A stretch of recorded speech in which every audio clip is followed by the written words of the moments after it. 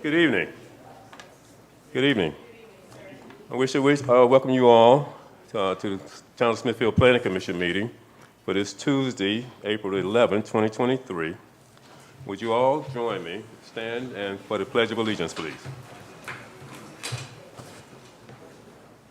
I pledge allegiance to the flag of the United States of America and to the republic for which it stands, one nation, under God, indivisible, with liberty and justice for all. All right, thank you.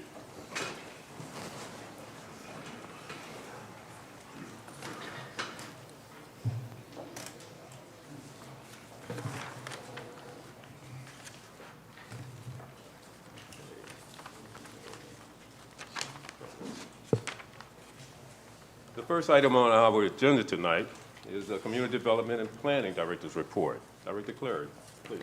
Yes, thank you, sir. Good evening. Just a reminder to please speak into the microphone for tonight's meeting so that it can be heard throughout the center. Thank you. Thank you. Item number 2 is upcoming meetings and activities. Tuesday, April 18th, the Board of Historic and Architectural Review meeting. Also the 18th, the Board of Zoning Appeals meeting, 6:30 and 7:30 respectively. Monday, April 24th, 3 p.m., Town Council Committee meetings. Tuesday, May 2nd, will be the regularly scheduled Town Council meeting. And perhaps May 9th, we'll have another Planning Commission meeting as scheduled. Now, item number 3 on our agenda tonight. This is public comments. As usual, we have public comments on our agenda tonight, and as you know, we also have the Grange at Maine application on the agenda for discussion. Tonight is the first opportunity that the Planning Commission will have to hear a presentation from the applicant about the project. I hope that you all will take the same opportunity to listen and consider the information that is provided. There will be a public hearing at next month's Planning Commission, which will be the most appropriate time for citizens to offer their comments and concerns. I ask that you reserve your comments about the project for the public hearing, which is next month.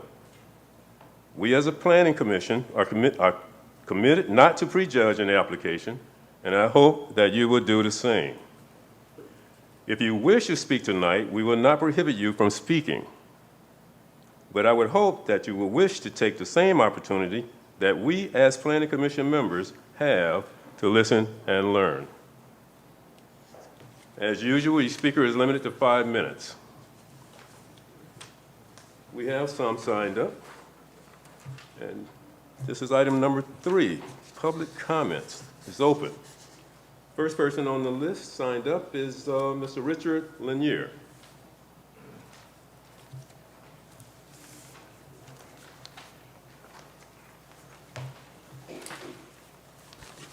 Sir, for the record, name and address for the record, please. Richard Lanier, Sr., 101 Prestwick, Smithfield, Virginia. Chairman Bryant, Vice Chairman, Planning Commission members and staff. I would like to bring your attention to an issue of public safety. The developer of Grange at 10 Main plans to put 3 BMP ponds in the development. The proposed open pond on Main Street would be located beside the Schoolhouse Museum and across the street from Main Street Baptist Church and the Church Manor apartment complex where many young children live. An open BMP pond on Main Street would present a safety hazard for that area. An underground covered pond would eliminate the safety hazard. The Environmental Protection Agency states, in newly developed areas, underground detention systems are built under parking lots or other paved surfaces. Main Street Baptist Church has an underground BMP pond on this property covered with grass where church activities are held. As a Smithfield resident for 18 years, I'm not opposed to the grain on Main development. It will bring additional jobs and revenue to our town. What I see is progress. However, I hope the town of Smithfield and the developers consider safety before any final decisions are made. An underground BP pond on Main Street covered with concrete could serve as a parking lot. If covered with grass, it could be used for various outdoor activities. An open pond on Main Street would not be safe. Safety is the major issue. Thank you for you allowing me to voice my concern. Thank you, Mr. Lanier.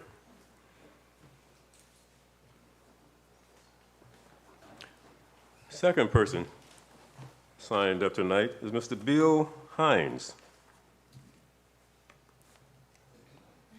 I'm sorry, this is Bill Harris. Yeah, correct me. State your name and address for the record, sir. Yes, I am Bill Harris, 329 Gray Street. And good evening to all. As everyone here knows, Mr. Luter has presented his plans for 10 Grange, and along with them a request for a number of zoning variances. Most of us in the room understand that the development of 10 Grange is going to happen, and all of us are hopeful that it will be a good thing when it's all come to pass. Today, however, we find ourselves that we must rely on the Planning Commission to do its due diligence as it considers each individual zoning variance requested. Over the last year and a half, the Planning Commission has done tremendous work in clarifying and in some cases redefining Smithfield zoning regulation. The town's comprehensive plan is clear that all new development should contribute to the quality of life here in Smithfield, protect the historic district, and increase green space and walkability.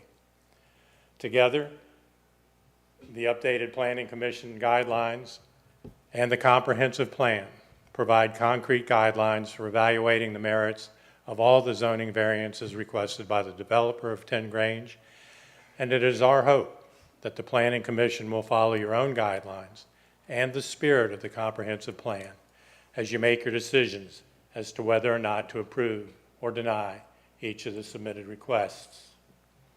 Each of the 6 special use permit requests will certainly require thoughtful study and consideration. Tonight, I would like to share just a couple of concerns about 3 of those requests. Of primary concern is the request for a waiver of the height restrictions put in place to protect not just the historic district skyline, but the skyline, the building, the look, and the atmosphere of all of Smithfield. I can't really believe that anybody who lives in Smithfield wants the first impression of our visitors coming into town on Route 10 in Maine to be of 4-story, 21st century architecture apartment buildings. That look may be fine in Suffolk or along the Route 17 corridor, but it simply has no place as the entrance to our small, historic river town. There is no argument that can justify extending the height limitations except for arguments based on increased profit margin. The 4-story will do nothing to increase or better the quality of life here in town. Another of the special use permits requests the Planning Commission to recommend a waiver of density restrictions. For each type of dwelling proposed at 10 Grange, the developer is asking to increase the density per acre by more than 2 times what is currently allowed under our zoning regulations, Article 3J2.d. The impact of this increased density will have a negative impact on virtually every aspect of life in the town of Smithfield. Even if the development proceeds under the limitations of the existing zoning requirements, our town will struggle in many ways to absorb the new population.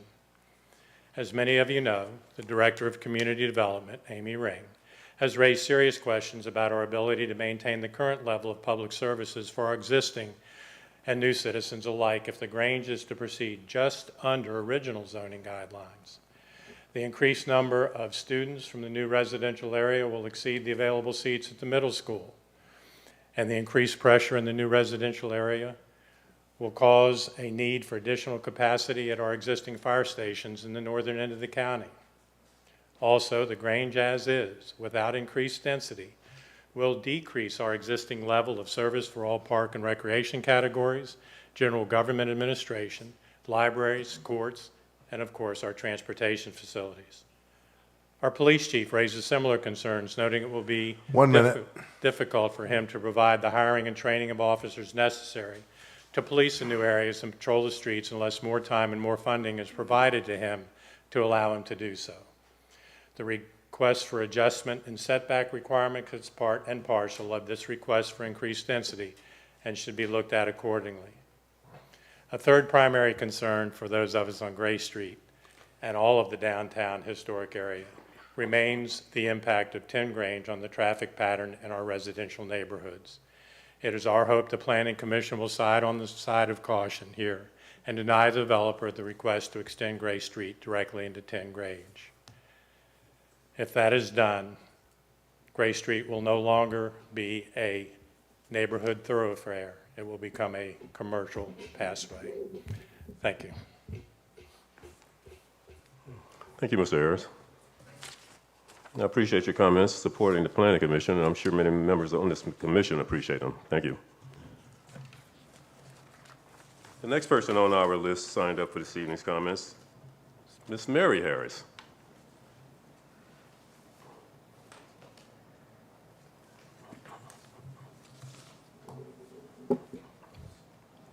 Good evening.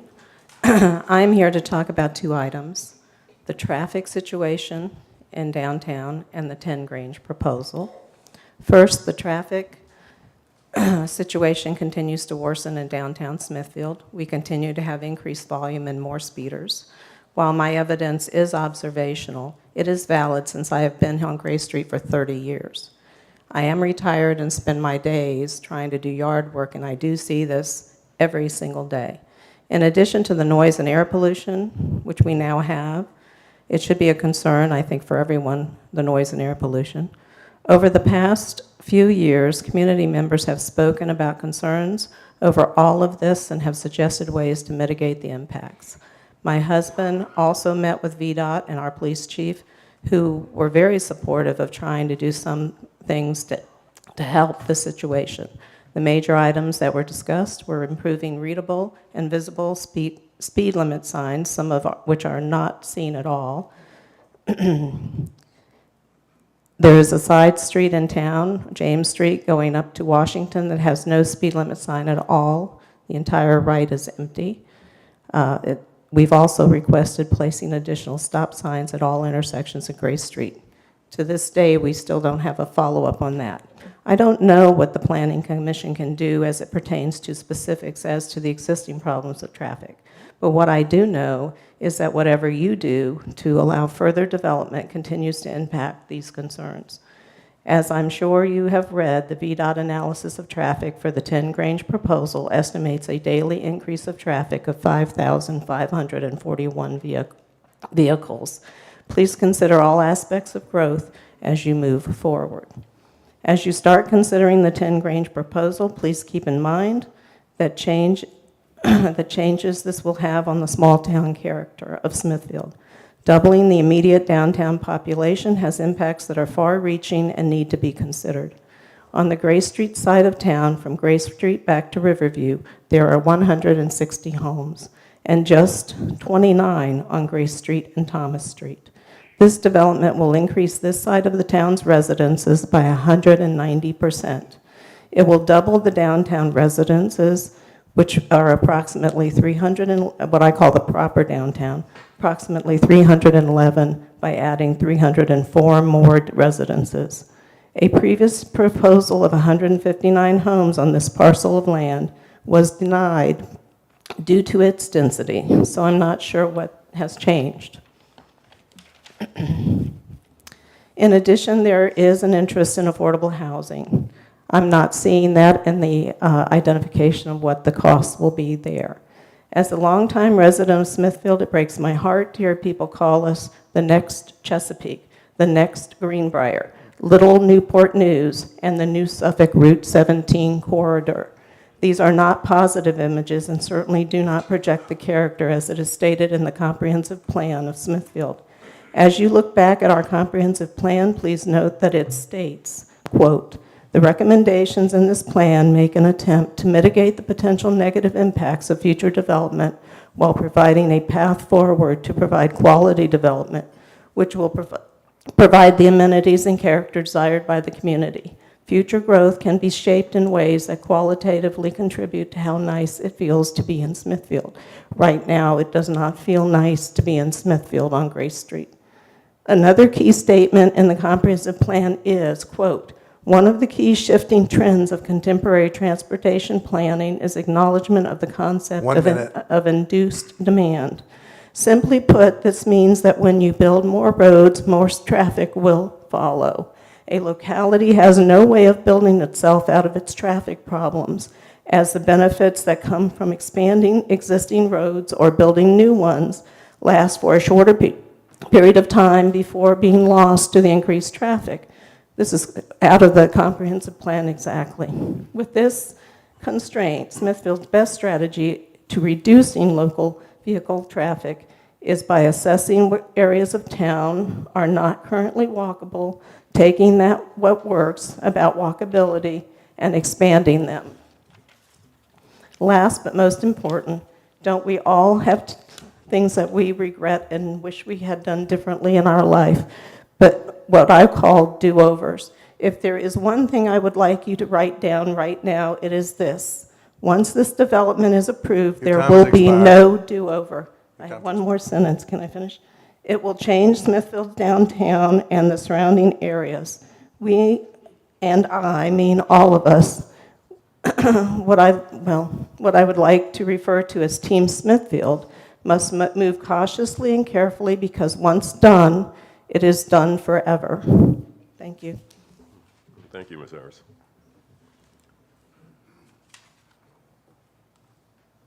Next on our sign-up sheet is Mr. Bob Hines.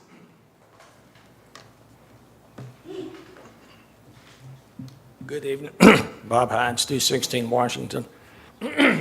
First off, Mr. Bryan, I like you, respect you. We've talked many times, but I don't think we should be told to keep quiet about this until next month. A couple of reasons. Well, one thing, citizens should never be asked to keep quiet. Two, I have brought up many times before about the December 2021 conceptual master plan. I don't know who in this room seen it, but a lot of people have. We've spoken about it a lot of times, and at the very least, a couple of months ago, Mr. Luter did 2 presentations where a lot of this was presented and laid out to people. So this isn't all new. Some of it may be going to be new. One other thing, it was getting ahead of the curve, which is a smart thing to do, try to sell your product to the public. I get that, makes sense. But just as with the people a few years back that were going to present 150 houses that got pulled out, they were talking about this nice place where you, I forget what it's called, Gimme Shelter, that beautiful place when you come in town and see it. Well, it did a good thing, but the place was not beautiful. Give me a break. But now, one of the presenters at Mr. Luter's thing said, get rid of that dangerous curve. Well, I talked to one of the police that had been around here for years. What a joke. Dangerous curve? How many accidents have we had there? That's just trying to sell it. But anyway, as I had tried to mention about the 35-foot building height like Mr. Harris, it just is not a good thing. It's been brought up over and over and over. And as many of us had said, that a lot of what was presented or was prepared, architectural drawings, not sketches, as somebody said, oh, I'm losing my train of thought here. When you get my age, that'll happen to you. Some of you already know about that. Anyway, we've seen it. We know what some of it is. We don't know what all's coming back. But I hope that all the work that y'all did in pulling out things out of this PMUD to make them ask for a special permit, that it doesn't turn out to kind of just have been a sham and a waste of time on everybody's part to spend all the time that you did if this thing just gets rubber stamped. I'm not saying don't develop it, I'm saying develop it, as many people have said, in a way that is going to be good for the town. There's nothing wrong with making profit on a product. I understand you got to make profit, but I don't think profit needs to be put ahead of the citizens in the town. Another thing, at a meeting recently, the word "come here" was used a couple of times, not in a negative context, but in a good context, that people have come here, bought the old houses, given a facelift to downtown, along with the visionaries that wanted to fix up the downtown. So if you've got people that have moved in here, even though you call them come here, I was a come here 36 years ago. And my house is not like some of the mansions. But the people that are in the historic district, I don't care how long they've been here, if they're people that help build the historic district back up, I think they should have some say in it. Thank you. Thank you, Mr. Hines.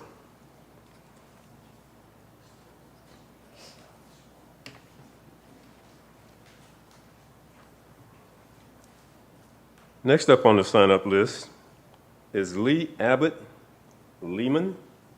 Is that right? Yes, all three parts. Thank you. Oh, thank you.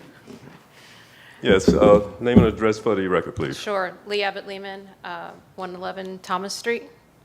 Proud to come here. As you prepare to consider the presentations that are made to you tonight and in the months moving forward, as things are moved forward to the town council, we ask you, and when I say we, I'm just speaking about my husband and I and members of my household, but we ask you to take a look at the number of waivers I think that's required to make this a profitable development and really determine, is this the right fit for Smithfield? The conversation that was put about often, it refers to the farmer's market. This is not just about the farmer's market, and in fairness to the team that runs the farmer's market, I think they got put in the crosshairs of a pretty contentious conversation that they didn't ask to be put in the middle of, while simply trying to find a solution for a secured spot. We need to separate the offered donation from the development. I have the other issue that's come up is affordable housing and access to rents at different price points, real estate at different price points. I daydream some days about being an empty nester with 2 adult children still at home, so I completely understand that we need to have affordable housing options.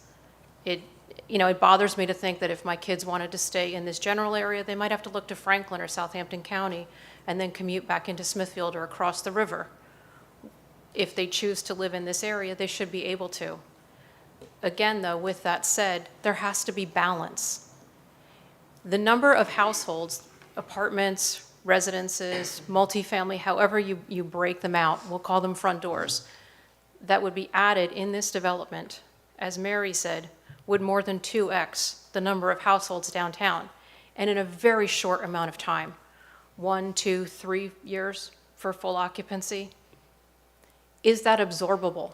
I would say it's not. That is not a scale of growth that could be absorbed when we currently have pressures from approved developments that are on the pipeline and, frankly, the existing traffic flow. I'm at that lovely little spot where Grace turns into Thomas, and there's that tight little jog that catches many a speeder off guard. How our rose bushes and fence have lasted this long, I have no idea. But until mitigation happens for the current traffic, for what is already happening, adding that many cars and that many residences into downtown absolutely impacts the quality of life. It impacts the value of our investments. So when something is being proposed to have a profitable investment, I really ask the Planning Commission to consider the impact to our investments, those of us who are already in the town. Thank you. Thank you, Mr. Lehman.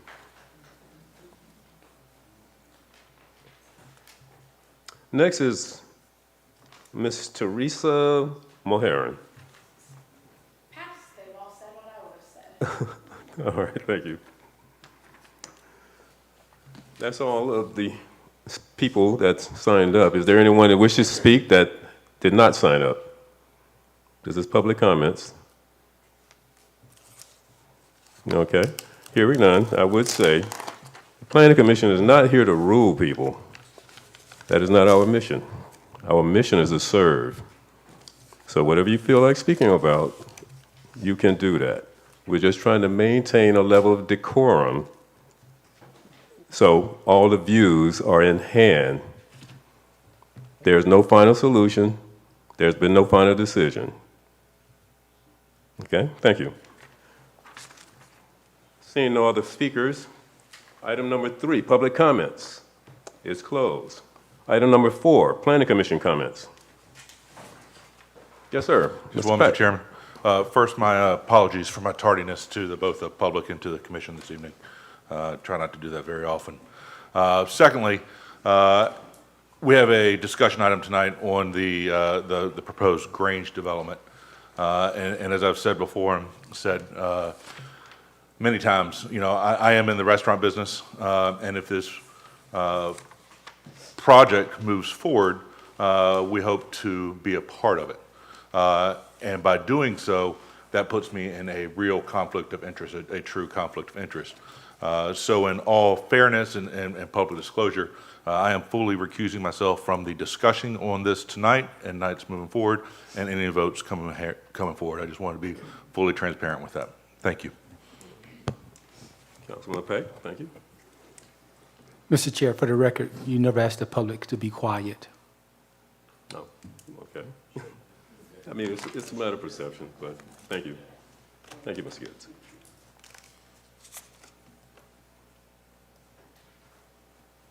No.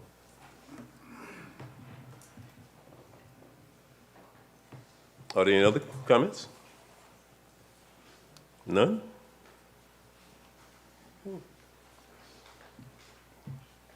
Mr. Yoko? None? No. Okay.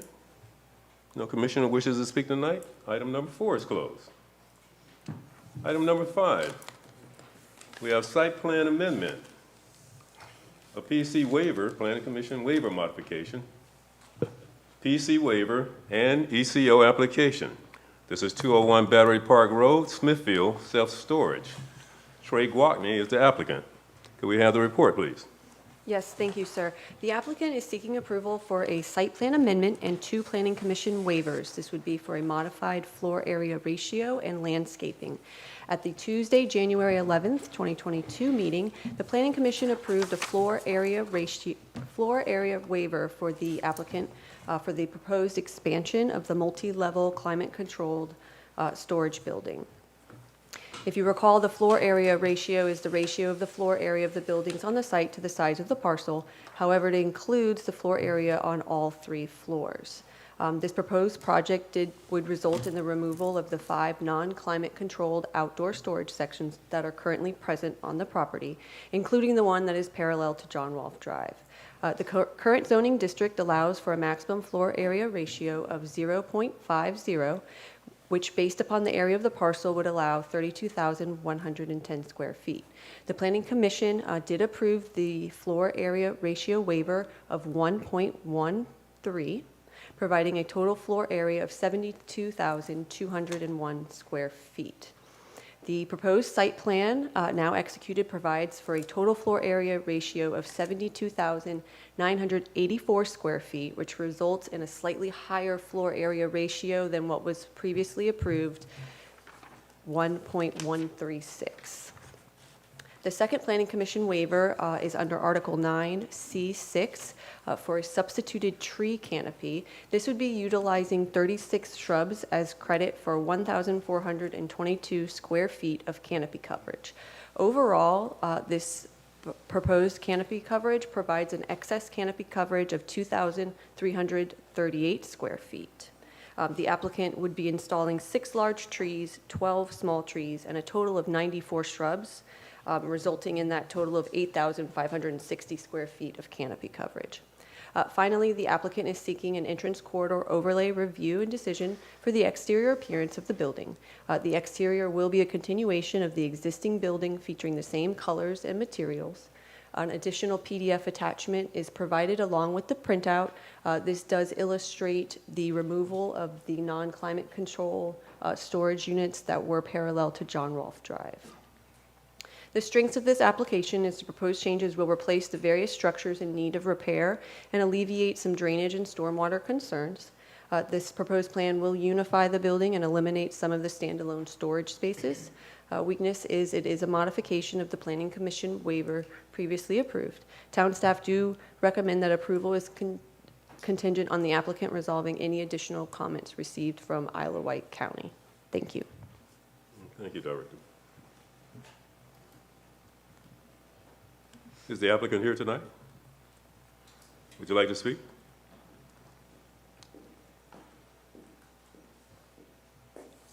My name's Chris Parrish, address 7021 Harborview Boulevard. I'm here tonight to speak on behalf of Gwaltney Properties 1. And as Tammy said, this is something that's been before y'all for the floor area ratio. Previously, it's a slight increase of 0.006. And the variance for the landscaping, the applicant, Trey Gwaltney, would like to have the same view of shrubs and the serpentine bed that he has on Battery Park Road over on John Rolfe. So that's why we were asking for a variance for some additional trees so he can have some shrubs and kind of have that same look over on John Rolfe. I'll stand by if you have any questions. Thank you, sir. All right. Planning Commission. Yes, sir, I have a question of the applicant, please.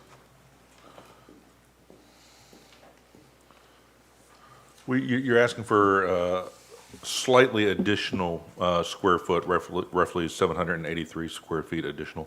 Can you tell me where that came from and why that is necessary? When it was originally done, it was done for the interior floor area ratio, and I was with the square footage, with the time of the block and the brick and everything, and when it got laid out, the actual area that we were given is to the outside of the building, the facade. No increase in footprint from what was previously approved. Is that correct? If it is, it's very minimal. It's inches, maybe? Yes. Okay, thank you.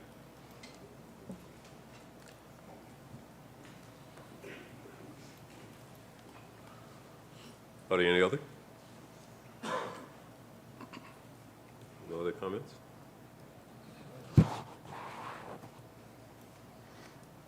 We have an application. Mr. Chairman, if there were no other comments, I would move to approve the application as presented Second. with the contingency that they comply with any issues that the county may have.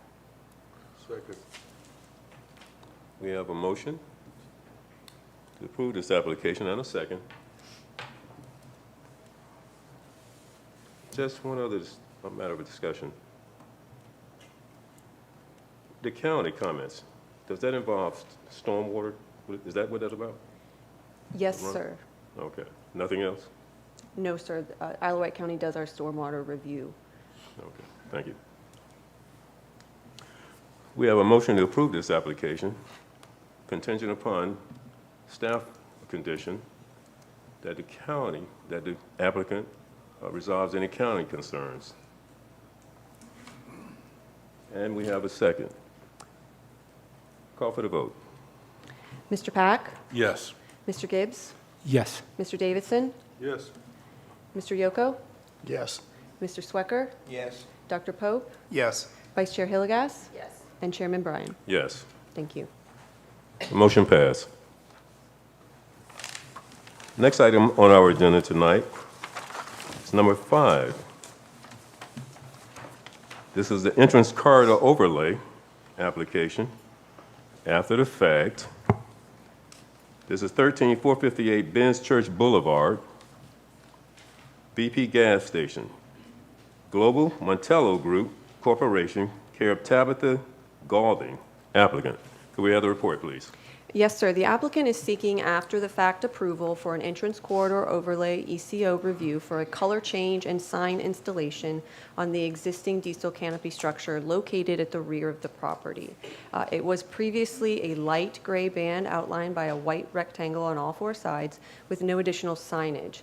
The applicant has changed the color of the structure to feature a white band on top, a thin blue band in the middle, and a red band at the bottom. On all four sides, two global signage. It's on the left side of the structure facing Cypress Run Drive and is visible from Ben's Church Boulevard. The second global signage is located on the back side of the canopy facing Cypress Run Plaza. Both signs are 9 feet 10 inches wide by 3 feet tall for a total of 29.5 square feet each. Town staff do recommend approval of this entrance corridor overlay application under the following conditions: that a sign permit application and corresponding application fee is submitted to the town. Thank you. Thank you. Is the applicant present? Would like to speak? No? Planning Commission comments. Ms. Clary, the signage on here, the global signage, we don't allow for backlit signs. Is this considered a backlit sign? It doesn't appear to be, but I can't tell. It states that it's internally illuminated with LEDs.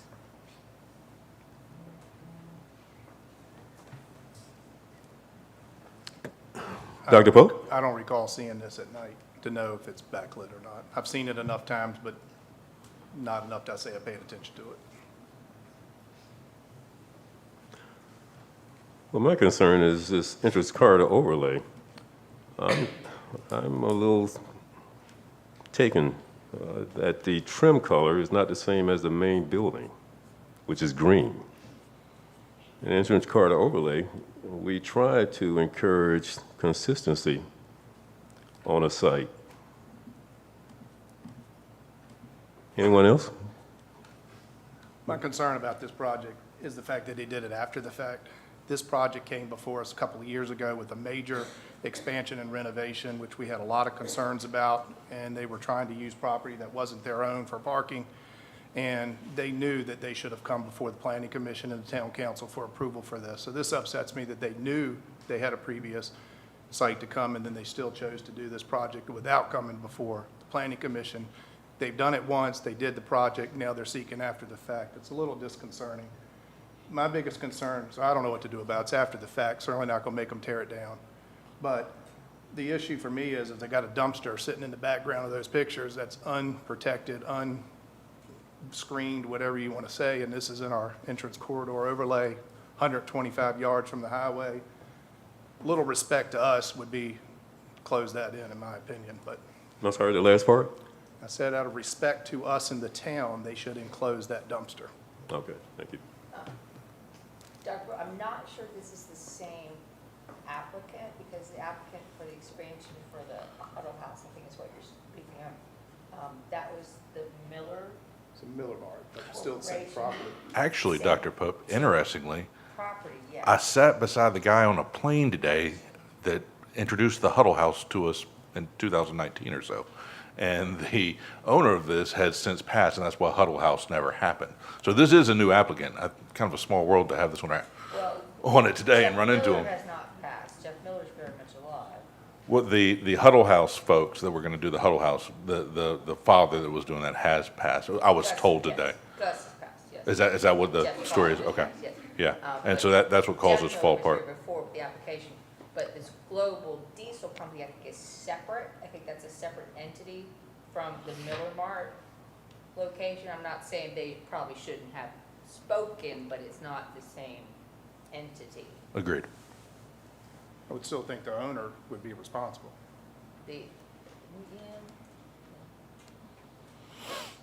And I don't know if they lease that space from the shopping center or if they lease that from Miller's. Well, if this is a concern of the Planning Commission, we can table this until the owner representative is here to speak to us about Ask it. them to come and speak to us. We could do that. I'm tired of after the fact. I am too. Yes, I agree. And outside of the entrance corridor overlay guidelines, we should be concerned about appearance of clutter, the appearance of clutter. And they have all these colors in there. There's guidelines in there about color, the color of an establishment. I think this is outside of that. That's my feeling on this. And I'm not so upset about it in the sense of that, but I'm upset the fact that they should have known to come before us. But red, white, blue is a pretty respectable color.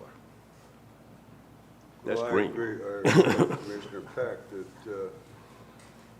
that these people, if they're interested in it, at least should have shown up and talked to us about it. So I would like to also table it until someone could show up and explain this to us. I think they thought they would just pay their $30 fee and move on with their lives. Mr. Chairman, I move that we table this until next month, where we can have the owner's representative or the owner themselves be in front of us. Second. I want that color changed. We have a motion and a second to table this application till the owner shows up to explain. Call for the vote, Director Clary. Mr. Yoko? Yes. Mr. Swecker? Yes. Dr. Pope? Yes. Mr. Pack? Yes. Mr. Gibbs? Yes. Mr. Davison? Yes. Vice Chair Hilligas? Yes. And Chairman Brine. Yes. Thank you. Application tabled. Item number 6. I'm sorry, that's number 6. Item number 6 is closed. Item number 7. This is a discussion. This is tax plan number 21A, tag 04, tag 0000117, The Grange, LSMP, LLC, care of Melissa Venable, applicant. Could we have the report, please? Yes, sir, thank you.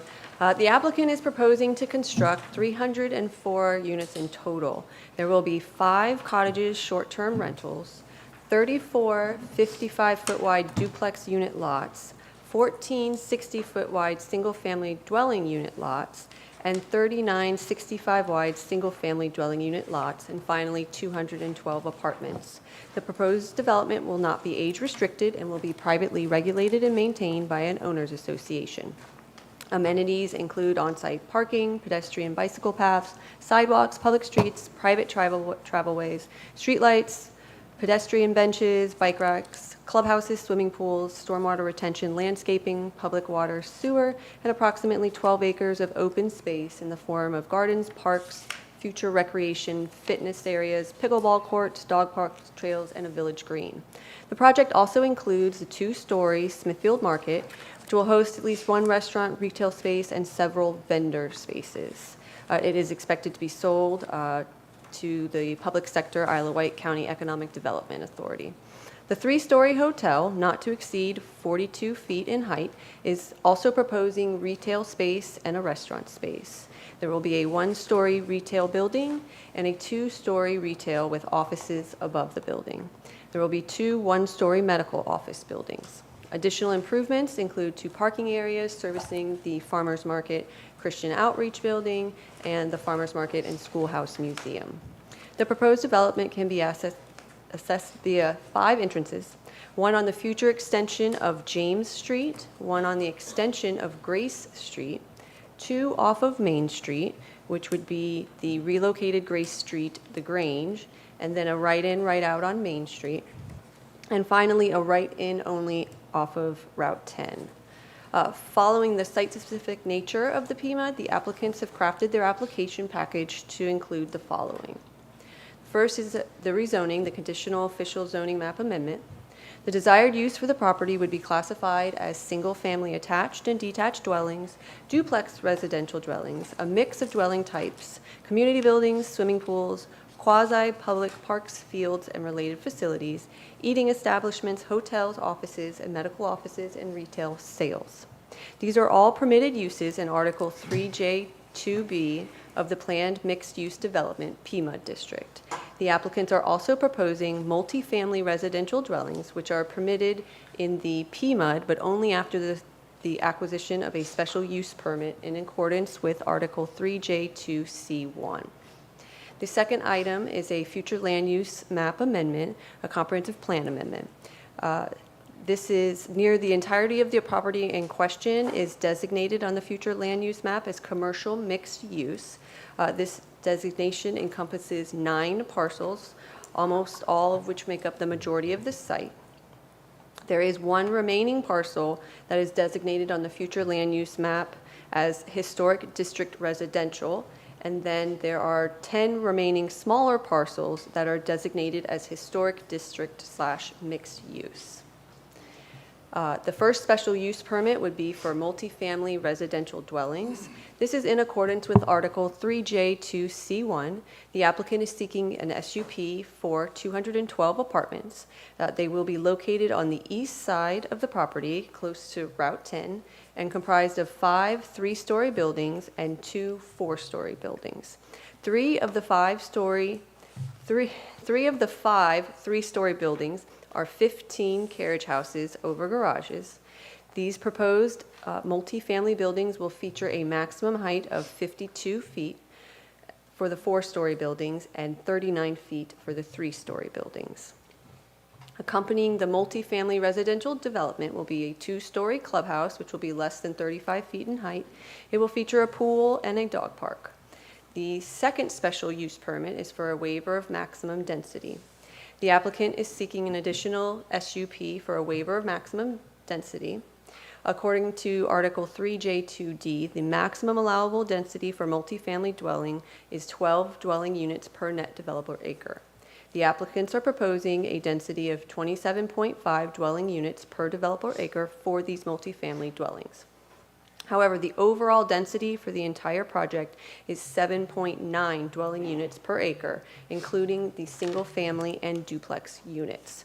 Isolated, the single-family and duplex dwellings are 3.4 dwelling units per net developable acre. Article 3J2D does allow for 8 dwelling units for attached dwellings and 5 dwelling units per acre for detached dwellings. The third special use permit is a waiver of the maximum building height. The applicants are seeking a third SUP for a waiver of building height. This would be in accordance with SCO Article 3J2C24 for the 2 4-story multifamily apartments, 5 3-story multifamily apartments, and for the hotel. The 2 multifamily buildings will not exceed 52 feet in height. The 5 3-story multifamily buildings will not exceed 39 feet in height, and the hotel will not exceed 42 feet in height. The remaining buildings, including the farmers market, retail office, medical office, will not exceed the 35 feet in height. The fourth special use permit is a waiver of parking and loading requirements. The applicants are seeking an SUP from Article 3J2C18 for relief from Article 8E29, which does require a minimum of 2 parking spaces per dwelling unit plus 1 visitor space for every 3 units for multifamily dwellings, and relief from Article 8B4, which requires off-street parking to be located on the same lot. The applicants are providing 2 parking spaces per unit for the multifamily dwellings, which would be 424 spaces, instead of the required 495 parking spaces. The applicants are also proposing a shared parking agreement for the development, including the off-street parking. The remaining parking spaces for the restaurant, retail, office, hotel, Smithfield Market, and medical office are in conformance with the requirements of Article 8. The fifth special use permit is for a waiver of yard requirements. This is through Article 3J2C20. It is relief from the required yard setbacks. According to 3J2F2B, commercial setbacks, the requirements in the zoning ordinance is a 40-foot front yard, 20-foot side yard, and 20-foot rear yard. The applicants are proposing a 0-foot front yard setback, a 10-foot side yard setback, and a 20-foot rear yard setback. Therefore, they're seeking a reduction of 40 feet for the commercial front yard setback, a reduction of 10 feet for the commercial side yard setback. Article 3J2F2B for residential requires a 35-foot front yard setback, a 15-foot side yard setback, and a 35-foot rear yard setback. The applicants are proposing a front yard setback in the residential of 14 feet, a side yard setback 10 feet, and a rear yard setback of 25 feet. They are seeking a reduction of 21 feet for the residential front yard setback, a reduction of 5 feet for the residential side yard setback, and a reduction of 10 feet for the residential rear yard setback. Additionally, the applicants are seeking a reduction in the required front yard setback for the multifamily dwellings of 25 feet, allowing for a front yard setback of 10 feet. Finally, the applicants are requesting a waiver of the yard requirements in accordance with 3J2C20 in order to allow a smaller setback requirement where the property is contiguous to a separate zoning district. This would be downtown. This is for the two properties along Main Street that house the Schoolhouse Museum. The sixth special use permit is for short-term rentals. The applicants are seeking a sixth SUP to allow 5 short-term rental units. Each unit is a single detached, single-family dwelling that will be utilized as a rental property. This application has resulted in requests for comments from several agencies outside of community development and planning. Their enclosures are included. All components of this application can be viewed in the pages following the staff report, along with those enclosures. Pursuant to Section 4E4 of the Smithfield Zoning Ordinance, the Planning Commission has until Thursday, July 20th, 2023, to decide on this application before it is automatically forwarded to Town Council with a recommendation for approval. Based on the comments received and in accordance with the documentary study, town staff do suggest archaeological monitoring of ground disturbance during development. Additionally, staff noted that the proposed BMP located near the Schoolhouse Museum is a smaller size on the updated general development plan. This is changed from what was provided in the preliminary drainage and stormwater management study. Prior to site plan approval, we will require an updated drainage and stormwater management study to verify the proposed site of the BMP is appropriate for the drainage and stormwater produced by the development. Thank you. Thank you, Director Clary. The applicant, or someone on behalf of the applicant, would you like to speak? Yes, sir. Name and address for the record, please. Joe Litter 4, 19259 Farm Road, Smithfield. Chairman Bryan, Vice Chair Hildegass, members of the Planning Commission, hello and good evening. My name is Joe Litter 4. I was asked to lead this project on behalf of my father and family.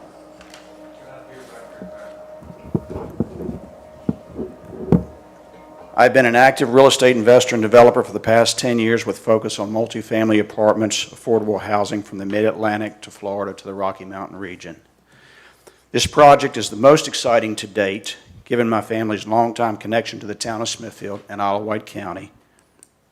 If approved, this will likely be my father's last major contribution to the town. Be assured, we are committed to doing it right.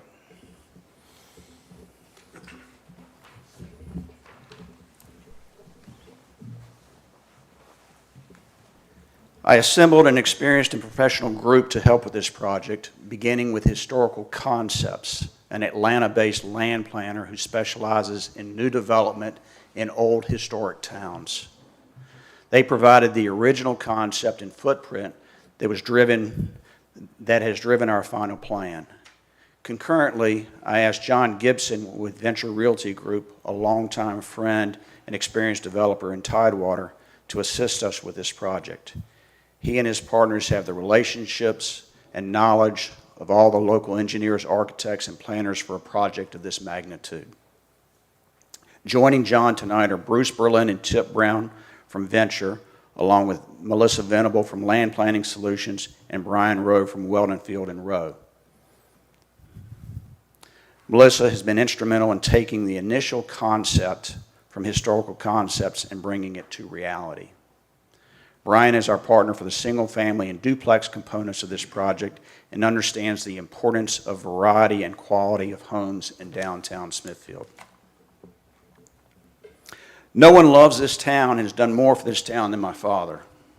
He couldn't be here tonight as he spends most of his time in Florida and can't travel as easily as he once could. He has been involved from the beginning, wanting to ensure this project provides an attractive western entrance to downtown Smithfield and includes plenty of green space, walkable trails and sidewalks, and plenty of brick. For those that know my father, they all know that he loves brick. It's imperative to him and to us that this project is of the same quality and beauty as you see throughout downtown Smithfield. And at this point, I'd like to play a video.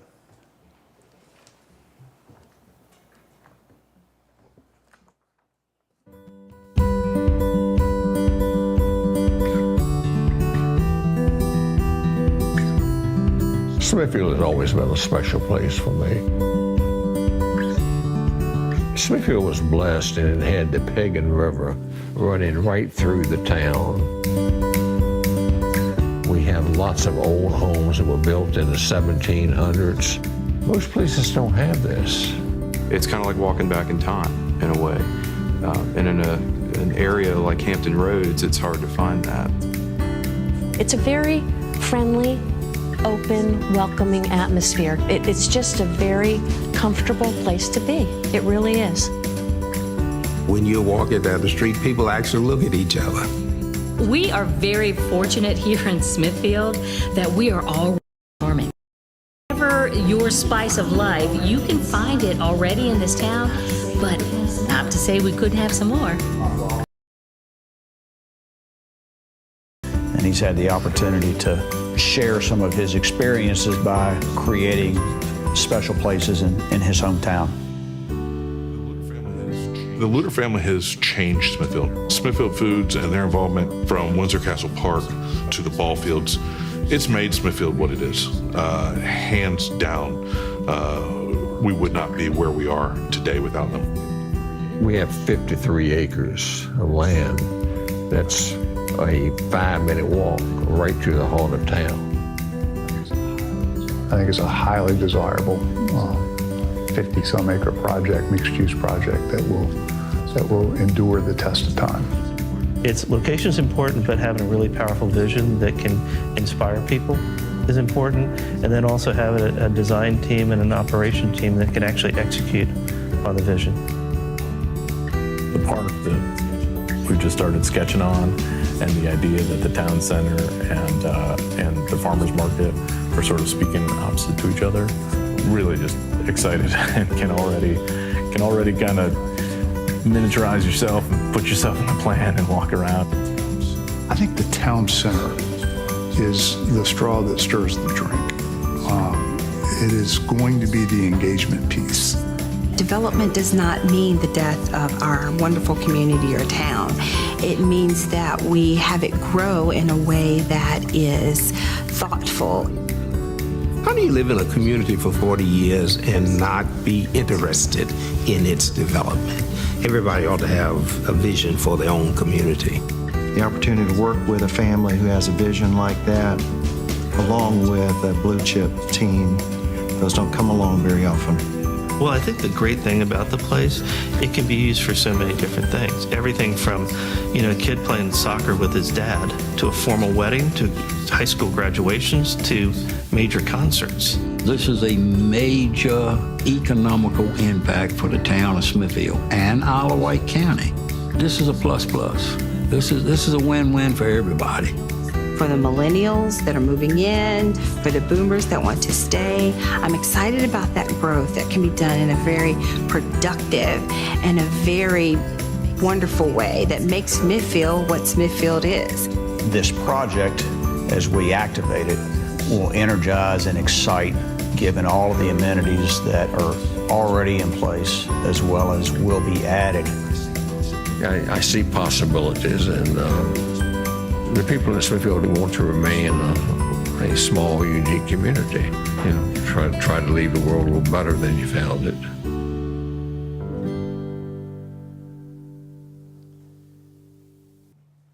That video was done over 2 years ago. A lot of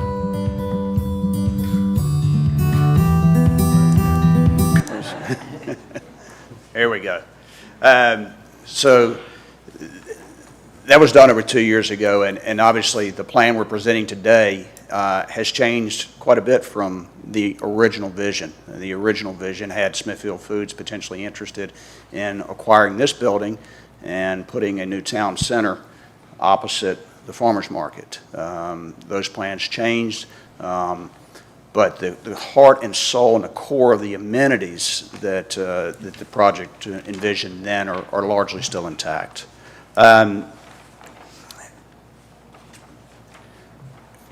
We've believed and continue to believe in collaboration, and this has been a highly collaborative effort between our team of professionals, town and county officials, concerned citizens, business leaders, and in particular, senior management at Smithfield Foods.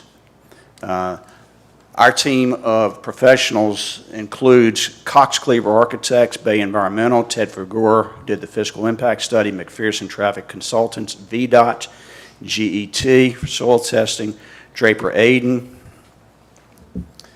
Thunderbird Archaeology for the initial grave study, Circa Cultural Resources for a follow-up grave study, Forest Environmental Services for ground penetrating radar.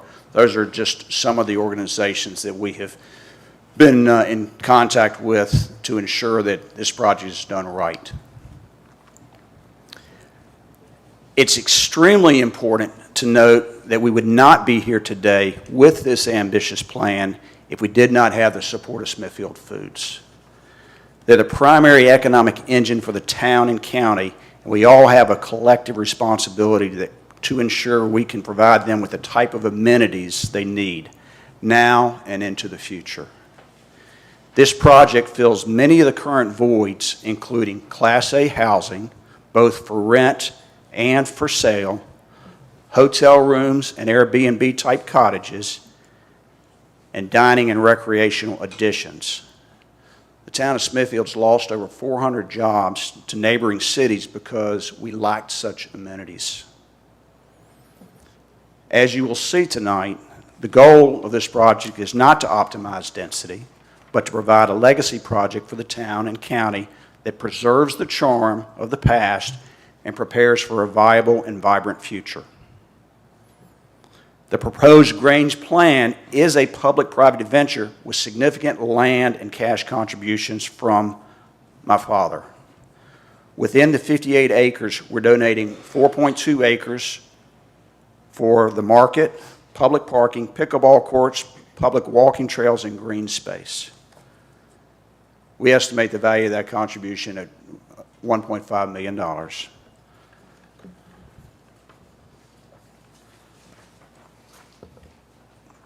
My father will contribute another $1 million in cash towards the construction of the market, and I'm contributing the pickleball courts and recreational space that surrounding them. Additionally, of note, we have 12 acres of green space, which is more than 40% more than the PMUD currently requires.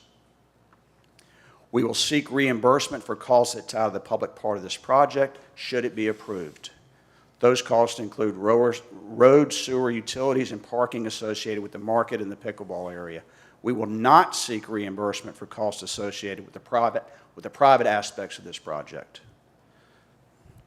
Last but not least, this plan, we took the 2022 Smithfield Comprehensive Plan in consideration throughout the development process of what you're going to see tonight. Melissa?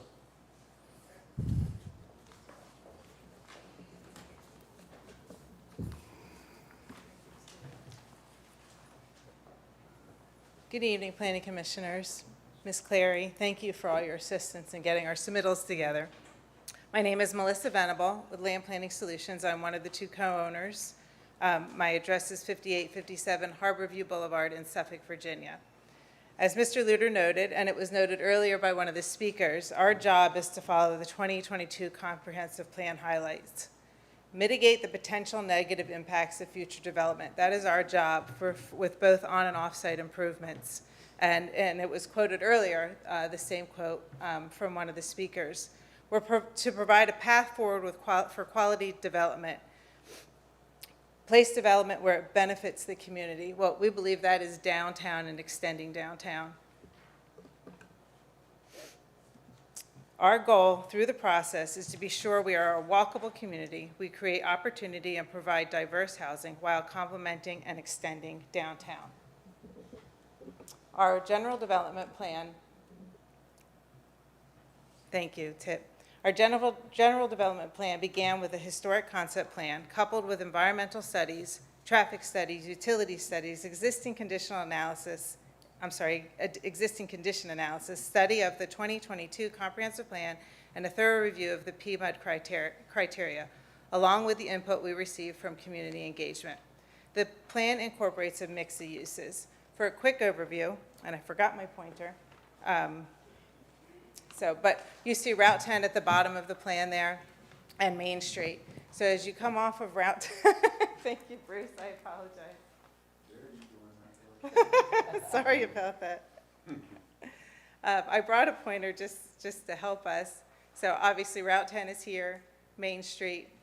So if you come up Route 10 and turn into downtown, we know today this end of town doesn't continue like you see when you get 1 or 2 blocks down. So we know we're looking at extending the sidewalk here. As you come around the corner from 10 onto Main Street, what we are proposing and what we envision is a beautiful 3-story hotel.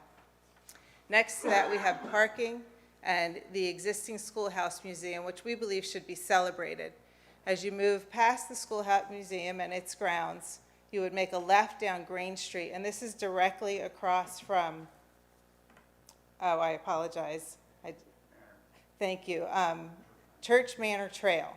So the entrance into the site would be shifted so it aligns and we have less traffic complications and conflicts along Main Street. So we turn in from Grange Street with retail on either side of Grange Street, 1-story and 2-story retail, and our focus becomes directly on the market. The popular Smithfield Market will now have a permanent location and home. This location will create a place for gathering, entertainment, and more. With ample parking shared with the surrounding uses, the market will be a vibrant place that will help to extend downtown and create a place for downtown to expand over several years. Brick-paved Main Street walks will extend into the site, encouraging and extending the town's walkability. The Village Green behind the market will encourage all types of get-togethers, and you can see that here on our plan right in the center and behind the market. Small offices, rental cottages, and multifamily housing will frame the green area. Beyond this node of activity, the community will transition to a single-family community of lower density housing, similar in feel to downtown Smithfield. There will be an entrance only off of Route 10, and that's in this location here. We'll have an entrance off of Carey Street to collect traffic that's coming in from the north and for our traffic leaving going out to the north. As it was mentioned previously, a realignment of Gray Street is what we're proposing that would intersect with Grange. And then we have our main entrance, as I pointed out, Grange Street, and a right in, right out next to this hotel space here.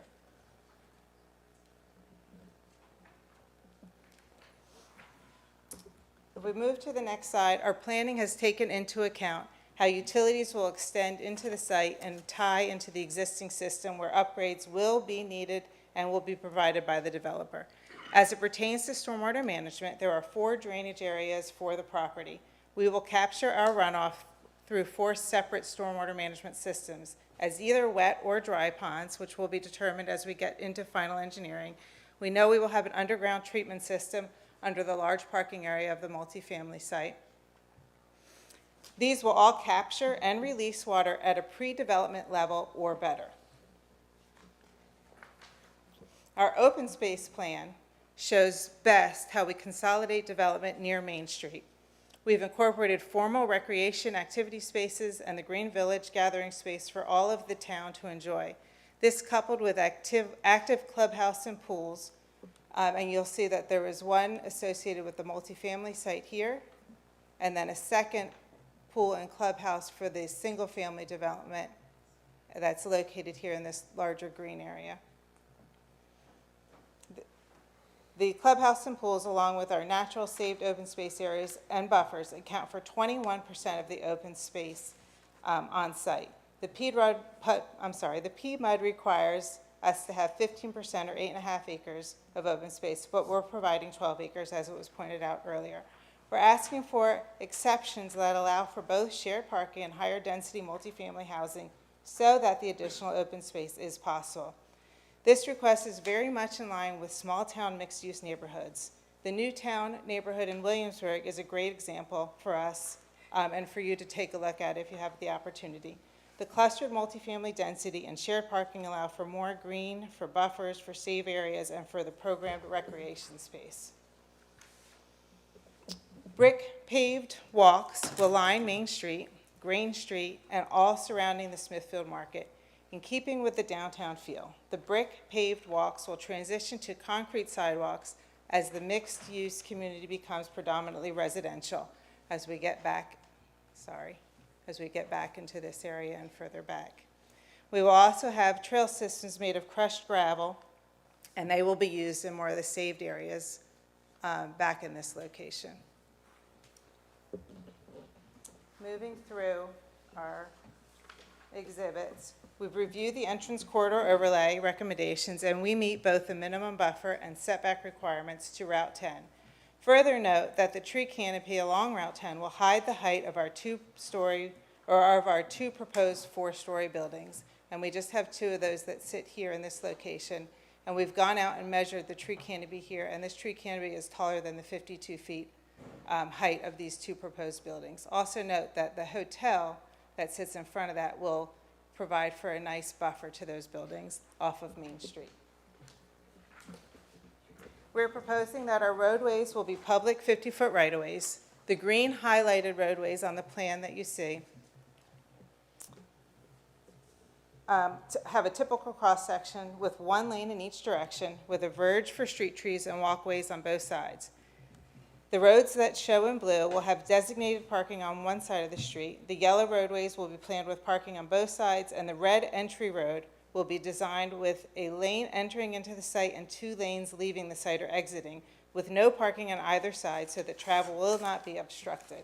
And that red, if you have a hard time seeing that, that's the Grange Street we pointed out earlier. That's right here in this location.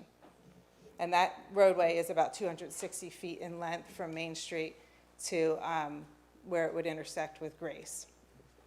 There's been much discussion about parking for the market. The graphic clearly depicts, which will be the next slide.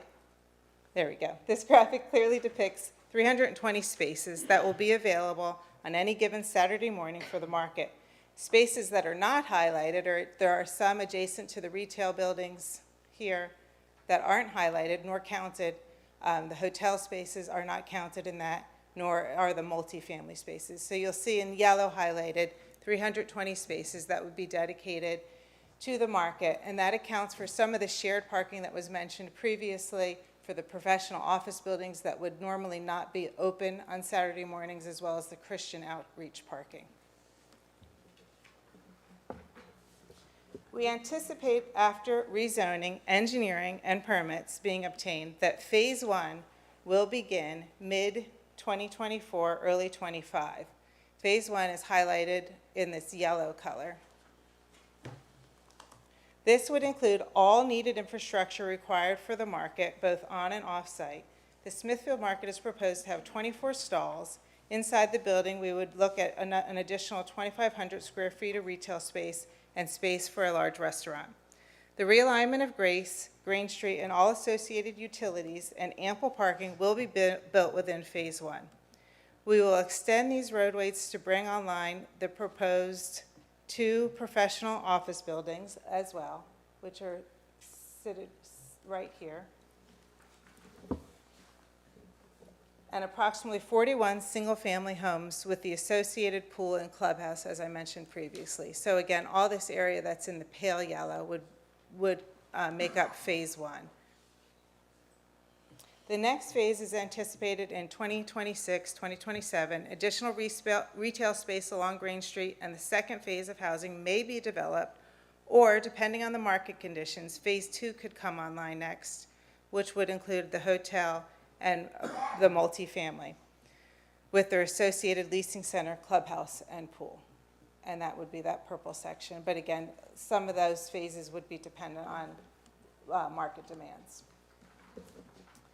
Additional special use permits that were mentioned are the request for yard setbacks. And I just wanted to take note that the reason for the request is so that our single family can be in line with or similar to what you see downtown. A 35-foot front yard setback is what is required, but we can ask for the special use permit. And it made more sense to us to pull that house forward, again, to create that walkable community similar to what we have downtown. Have the garage to the rear of the home with the driveway driving past the home. And that's the reason we have that setback, or requesting that setback. And same thing with the commercial space. We're asking for the setback on the front.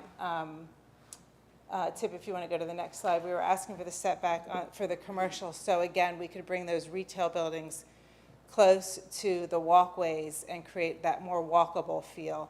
Also, this would allow us to bring that retail building close to the property boundary of the schoolhouse so that they could work together with one, parking as well as amenities, and those visiting the schoolhouse can use the retail and the hotel and vice versa. Those visiting the hotel would have interest in going over to visit the Schoolhouse Museum, which we're really excited about, that symbiotic relationship and celebrating the Schoolhouse Museum. I'd like to ask Mr. Luter to come back to the podium to review the elevations for each building type discussed. Some of the elevations you may not have had a chance to see yet. We've been working diligently on updating and creating new. Thank you. Hey, Tip, would you go back to the slide that had the sketch drawing? I did not mention it when I was talking, but the in-progress 3D sketch on the right. That was done in January 2023. There's still a slight modification, but that captures the overall look of the project from the southeast, looking from the southeast towards the northwest. And as Melissa indicated, the four-story multifamily is very strategically positioned against that tree line. And one of the reasons, well, we'll go to the rendering. Go ahead and go to the renderings now, Tip. So this is about the third or fourth iteration of the market. You all saw in the video a very different look than what you see here. We're very excited about this look. We think it's very much in keeping with what you see on Main Street down Wharf Hill, and the functionality of this is better than what we had originally designed. So restaurant on the left, to the right of the restaurant, those are stalls, permanent stalls there's 24 of them. Those are garage doors that will open and close depending upon when the market is open. I do I think that with this market, instead of it being once a week, I could certainly see us having a twice a week offering for the citizens in town and the county. And then to the right is additional retail space.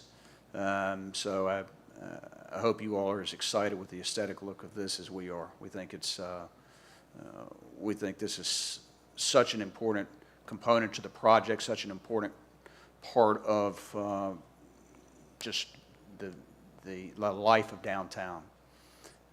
Next. So on the top, those are 3-story proposed apartments. You can't really see, there's more color variation. Our thought process in this is more color variation than you might see here. But trying to have some real variety in the roof lines and variety in color so that it does not look like just a run-of-the-mill apartment project. We think this captures it. The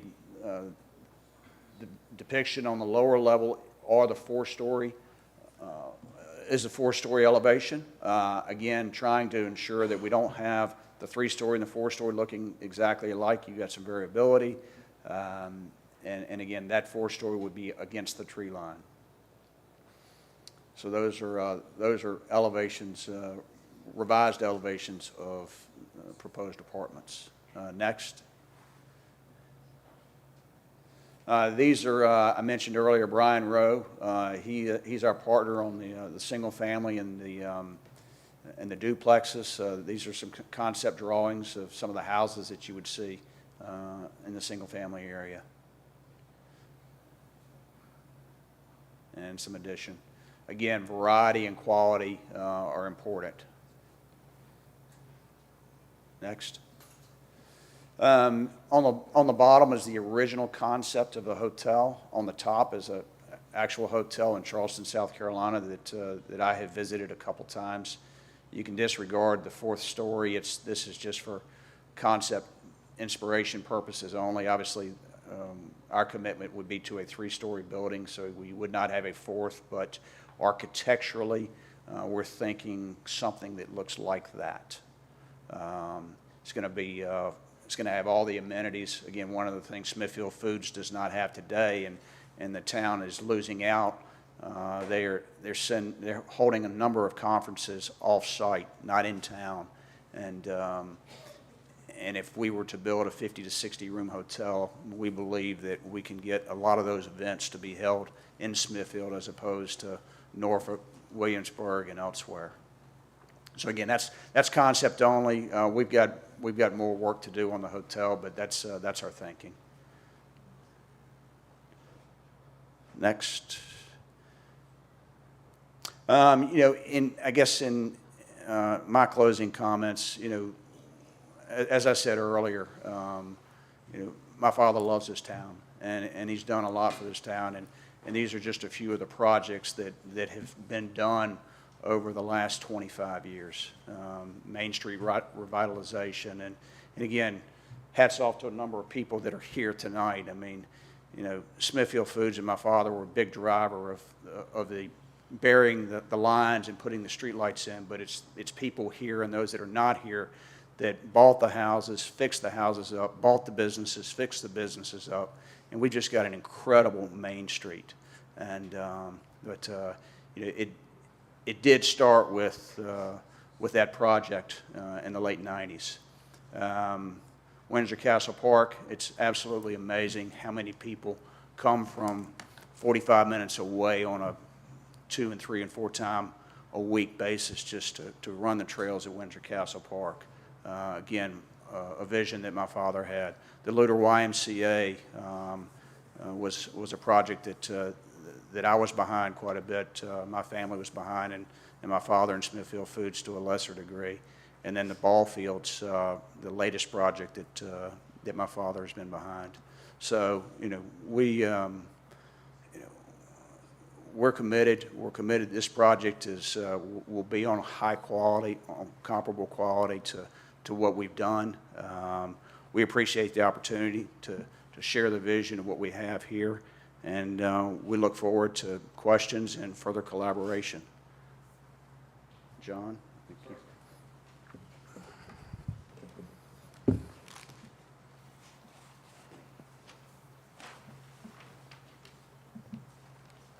Thank you, Joe.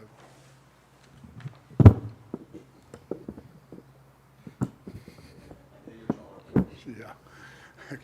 Good evening, Mr. Chairman and honorable members of the Planning Commission and esteemed members of staff. It's my honor to be here tonight. I'm John Gibson of Virginia Beach, 1081 19th Street, Virginia Beach, Virginia.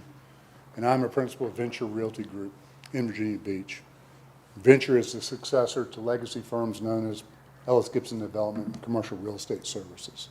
Our firm has developed property in Hampton Roads since the mid-1980s. Our experience has varied and includes public-private development, industrial projects, office complexes, build-to-suit, major shopping centers, multifamily communities, and land development. You may recall our role in developing the Cost Plus warehouse project within the Shirley Holland Park over in Isle of Wight some time ago. At 1 million square feet, it represented one of the largest build-to-suits ever in the history of Hampton Roads. Tonight, of particular note is my family's friendship with the Luters. My dad, Jack, and Big Joe became friends in the early 1980s. Dad made loans from his small bank back then because of Joe's strength of character, not because of underwriting of the heart business, which was a stretch at the time. Our family relationship continues today through my multi-decade friendship with Joe Ford. Collectively, that's more than 50 years. I mention this because character indeed matters. The Luter reputation is impeccable. The support of the town and their support of the town and the county is legendary. Please ask yourself if Windsor Park would be here if the Luter family lived elsewhere. What about the Luter YMCA? How about the Luter Sports Complex? What about the Luter financial commitment to the infrastructure in downtown, which helped ignite its rebirth? I can go on, but in the interest of your time, you have our word that the Grange at 10 Main will be a top-notch development. The Luters and the citizens will be proud of the Grange once the dust settles.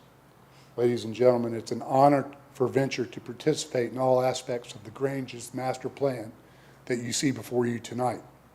The plan was carefully curated over the past few years, as you can see, by some very talented folks of national reputation. Considerable time and attention was given to the underwriting of the town's character and history while providing a clear vision forward towards a very bright future. We kindly ask for your support. However, we're here to listen tonight, and we stand by for your questions. Thank you. Thank you, sir. Any more? You have anything else?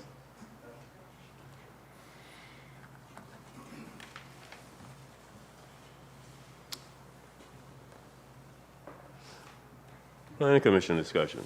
Comments?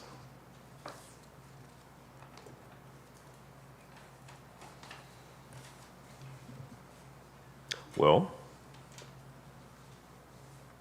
there was something that this shown during the presentation. The site that we're looking at, the plan that we're looking at tonight, that's still in a flux. That's changing. Am I still seeing changes being made at this moment? I mean, you were talking about the hotel, that it doesn't seem, the one that was in this in the paperwork that we received, sound as if you were still altering that. Is that understandable? Is that, if I'm? You mentioned one that was in a boutique. The plan itself is not changing. We are continuing to work on elevations for the project. The elevations aren't all 100% yet set at this point. Again, some of it's dependent on market, some of it's research. So the elevations have been changing, they've been updated, and we'll continue to update the elevations. But the plan itself is in place. We are not modifying the plan at this point. Does that make sense? It does. Okay. Yes, I mean, the original concept of a 50 to 60 room boutique hotel is still the core. We just have not taken the time of going to great lengths of architectural plans. Does that make sense? It does. There's been quite a bit of expense, again, from all the studies, starting from the archaeological, the geotechnical, bringing historical concepts, creating the plan, the traffic impact analysis. So now that we're here and we are gaining some feedback, and once we understand, once you vote, at Planning Commission, if this is going to move forward, we will continue to develop the architectural drawings. But again, like this, for instance, you were inspired when you were in South Carolina and said, wait, hold on, we should probably do something a little bit different with that hotel and the multifamily elevations to be in keeping with what we've gotten as feedback. I don't think the last, for instance, the last multifamily elevations that were submitted back in January, we got some feedback that they weren't loved. So we went back to the drawing board and made some revisions. So now, if they're accepted and liked more, we'll be doing the same for some of the other elevations. It's our understanding that ultimately final design of these buildings has to be put in front of the historical review board and, Yes. and have to be approved. And so we're submitting a master plan today with concepts with the understanding that final architectural review of these buildings has to be approved. Okay.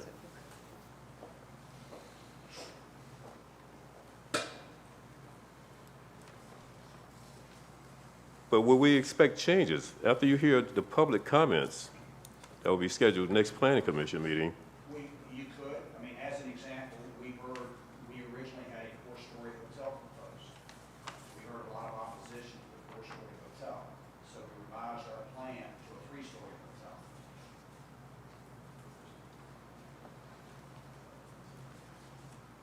Does the town have an opinion on what's going to happen with the current farmer's market? There's a lot of rumors saying that the bank is just temporarily going to keep the farmer's market open until something of this nature comes along. Do we have a formal commitment from the farmer's market, from a town standpoint, of what's going to happen at the existing site? I do not, but I can try to find that information out for you. Because it's my understanding that's, the bank is going to not renew the lease at some point in the future, is my understanding. I may be wrong. I'm out of it, but They've agreed to extend it for, on a year-to-year basis.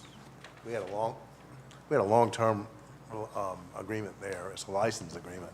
They've not agreed to do that, but Ms. Hare's been in negotiations with them to continue it through this year, and I can't say what the status is after that. That's something she's negotiated. because it's certainly possible that it may not exist in the future if the bank decides to not renew the lease. It's a possibility. Correct. They don't have any obligation to. That's right. Okay. They've been a good and willing partner. Right, I get it. A couple of things, when we've had developments before us before, I don't see a list of proffers of things that are definitely going to happen. Is it too early in this stage to start to expect a running list of things that's going to be expected? When you read through this, there's all kind of things saying the developer will do this, and there's some expectations and things of that nature. Is it still too early to have a Dr. list of Pope. proffers? Here. Okay. I thought I projected. There was a draft version of the proffers provided in the application package. Right. One of the issues reading through this that I have is concerning the infrastructure. Because normally when a developer puts the infrastructure in, there's a statement in here that says the town will buy it back. And I have some explanation on that. Is that normal? It's normally donated, at least in the past of working on this. I'm trying to figure out, is there a buyback option? I mean, there says it's a buyback. Localities would enter into an infrastructure and utility participation agreement whereby the localities would purchase certain infrastructure and utilities. That seems odd to me. That's not normally the case. I mean, most development pays to put in the infrastructure that is required by the development. In instances where a developer puts in utilities or other infrastructure that upgrades or serves areas of the town that are not previously served, then developers are entitled to a credit for that.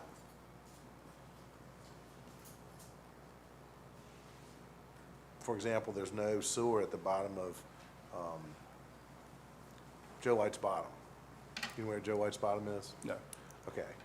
The Joe White's Bottom is the location where Gray Street meets Main Street, that whole area down there. There's no sewer. The town doesn't have any sewer there, none. They're served by septic tanks. So where developers extend utilities to areas not otherwise served that should be served, they're entitled to a credit from the municipality for putting in that infrastructure. And I don't know what that is or what to the extent of that would be, but that's just an example of an instance where, and in instances where, just for an example, if this development required a 10-inch line, but for some reason Mr. Reed says we need a 14-inch line or a 16-inch line, then the upgrade, the incremental cost difference would be something they would put it in and they would get credit against their tap fees for things like that. That's very typical. We've done that in the past with other developers because the law doesn't allow us to require a developer to put in more than is required for their development. And if we require that because we need the extra capacity, then we essentially have to pay, or the way you pay is you give them credit against their tap fees for the additional cost. I hear you, but we didn't do that with Mallory Point. They didn't ask for anything special back. Well, it just depends on whether they're not serving, they're paying for everything that they're putting in. But I'm assuming if this land was never developed, we wouldn't be doing any upgrades anyways, Mr. Reed? So the developer is creating the need, whether it's an oversized on us or not. I don't understand how come me as a taxpayer is paying to put in utilities for a developer. You're not. You won't pay, you don't pay to put in, you won't pay for utilities to serve private development. Isn't this private? Yeah, that's what I'm saying. Okay. I guess I'm not following that. I'm not following that. I mean, I said it earlier, there's a significant portion of this that is still public, for public use. I mean, the market is something that will be owned by if it's approved, will be owned by the Economic Development Authority, I believe. That's what's been discussed. Isle of Wight, which is a joint, I think, joint venture between the town and the county. So there's 4.2 acres of this. Sir, when you comment, would you speak at the mic, please? Yes, I'm sorry. Apologies. So that 4.2 acres all around the market, that is, that does not, that's for public benefit. That's not for private benefit.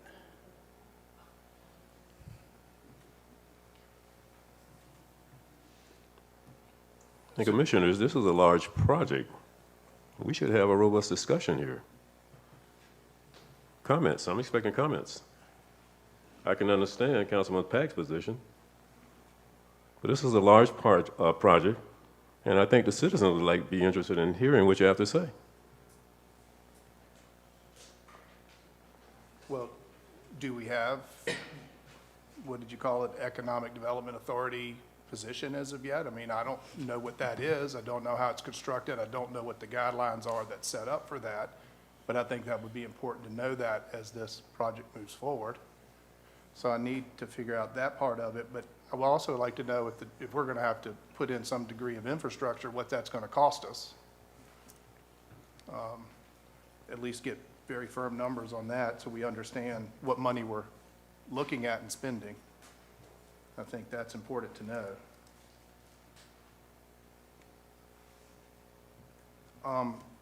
Then back to the farmer's market, there's some vendors that come in private vehicles and set up and they don't really use a tent space. How is that going to work out in front of this market as far as being indoors in one of the 24 spaces, or we're going to allow vendors to park in the parking spaces and sell their wares, meaning I think there's a beef company that comes out that sells out of their vehicle.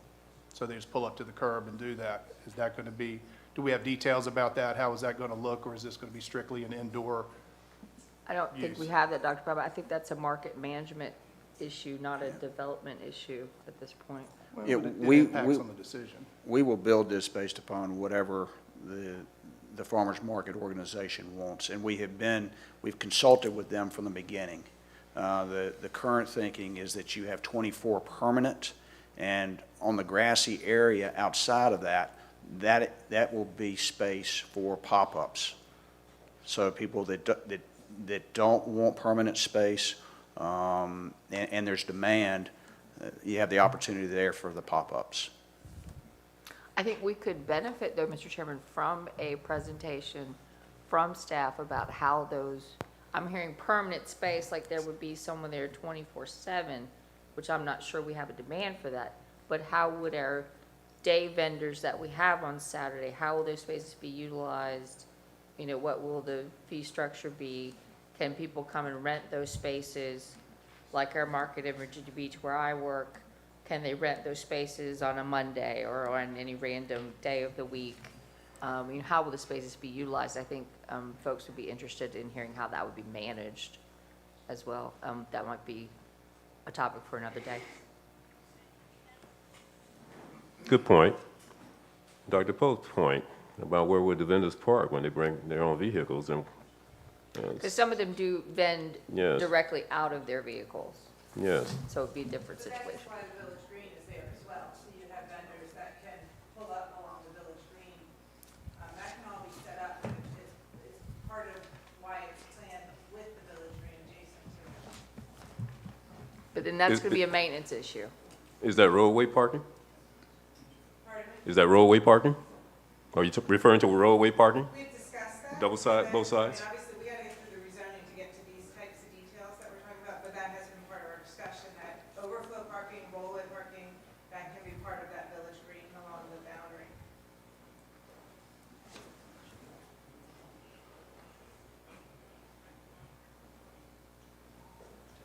Mr. Chairman, your Director of Tourism is in the building, and she may be able to speak to that tonight.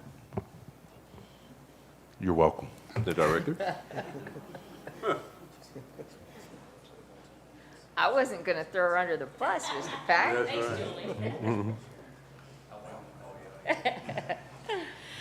Yeah, we have been working to try to come up with the process for how this would work. The permanent spaces that would be undercover aren't really permanent, but there are permanent spaces on the end cap that are permanent. So it would be 2 or 3, maybe up to 4 spaces that people would be in there all the time. The main section of the market, which is the 24 spaces, would not. That would only be open when the market was open. In addition, one thing that they did not actually mention was right outside of the market, there are additional 16 covered spaces for more vendors. And then you can expand further onto the green space. So it would still be like your Saturday morning crowd, only they would be inside, and you all would provide tables for them or whatever, or they provide their own tables, and they would set up their wares, just like on a Saturday morning, only it would be weatherproof. We wouldn't worry about the wind like we did Yes. last weekend. Yeah, yeah. Yes, no wind. No wind. No certainly. projectile tents. Yeah. Now, I will say, you know, this is kind of a chicken and an egg thing. Right. So while that, you know, there's a beautiful building here, how that is going to be actually managed will have to depend on demand and that kind of thing as well. Any other questions for me? I guess that would be sort of my question. A lot of these vendors that are there today are there because there's not a huge fee for being part of the market and doing that. And right. With the price that's required to build the building and what we're talking about as far as turnover, I'd imagine that the rental price for that is going to come up. And a lot of these vendors, this is what they do on Saturday morning to make an extra buck. It's not their day job. It's not what they do all day. Yeah. Yeah, we're not in the business to price them out of doing their job. Well, and that's not pricing them out of their day job, but are you going to price them out of their weekend job? No, with there this are facility? other ways to pay this freight. What is that? I mean, I'm delighted to do a presentation on what we've come up with, but this is probably not the time and the place. That's fine. I'm just trying to wrap my mind around how this is going to work, how it's going to look, how Sure. it's going to flow. Because if it stays as popular as it is, I'm always concerned about parking. Obviously, you've addressed that tonight, so I'm trying to figure out how this is going to work, how a vendor is going to come in and take up all the closed spaces, and then where are we going to go when we try to sneak in and go do it? I'm just trying to. Right. I'm running my mind through this. I'm driving my car. We have the through same it. issue right now, quite frankly. Our vendors take up a lot of customer parking, and it's something we're going to have to work through. I prefer to have some sort of vendor parking area that's not up close so that we can have customers up close. We have several vendors that do vend out of their vehicles, but quite frankly, for the most part, they don't. There would be refrigeration in this building, possibly a rooftop garden, things like that, that we would be able to utilize as well. Thank you. A couple more comments from me. I think your farmer's market building is absolutely, in my opinion, gorgeous. I think it's just absolutely spot on as far as the market itself. I'm sorry it's hidden behind 2 retail buildings and you can't see it from Main Street as you go through. So I know you probably want the retail because that's probably good investment strategy from a development standpoint, but that farmer's market is going to be hidden, and I think it would be nice not to have the 2 retail buildings up front and to relocate those somewhere else personally, because I think it is an impressive building that's going to stand out. So I think it's a shame to have it hidden behind the 2-story retail building and all of that, you're just not going to see it from Main Street. You might get a glimpse of it when you go by Grange Street and the main entrance, but you're just not going to see the building there. Somebody made a comment earlier about extending Gray Street into this development that I'm not sure how that's going to create more traffic or not as you extend it into this development, because even if Gray Street is not extended, wouldn't it, in the traffic still going to ultimately sneak around and go through and do things? So I'm not a positive about that, but I think in the traffic impact analysis as well, VDOT had a concern with where Grange Street was relative to the entrance. Was that also a concern of VDOT, that the entrance was too close? Grange Street would be too close to Route 10 bypass and Main Street? Was that not part of the traffic? Did I not read that correctly, or am I not remembering it? That was an original concern and one of the reasons that we moved it. The original proposal had the entrance closer to 10, and it was their recommendation that we move it, and that's when we moved it further towards downtown. Yeah, the one-way in, the one-way in, one-way out next to the hotel. No, not that one. I was thinking the Grange up front on Main. Yeah. Mr. Luker's correct. It was previously on the first plan we submitted, and the first set of comments we received, Grange Street was moved further south or west towards the intersection of 10. We now meet the spacing that they asked for, but with that spacing, when we move that entrance into the project, now we have a conflict with the current ingress-egress to Grace.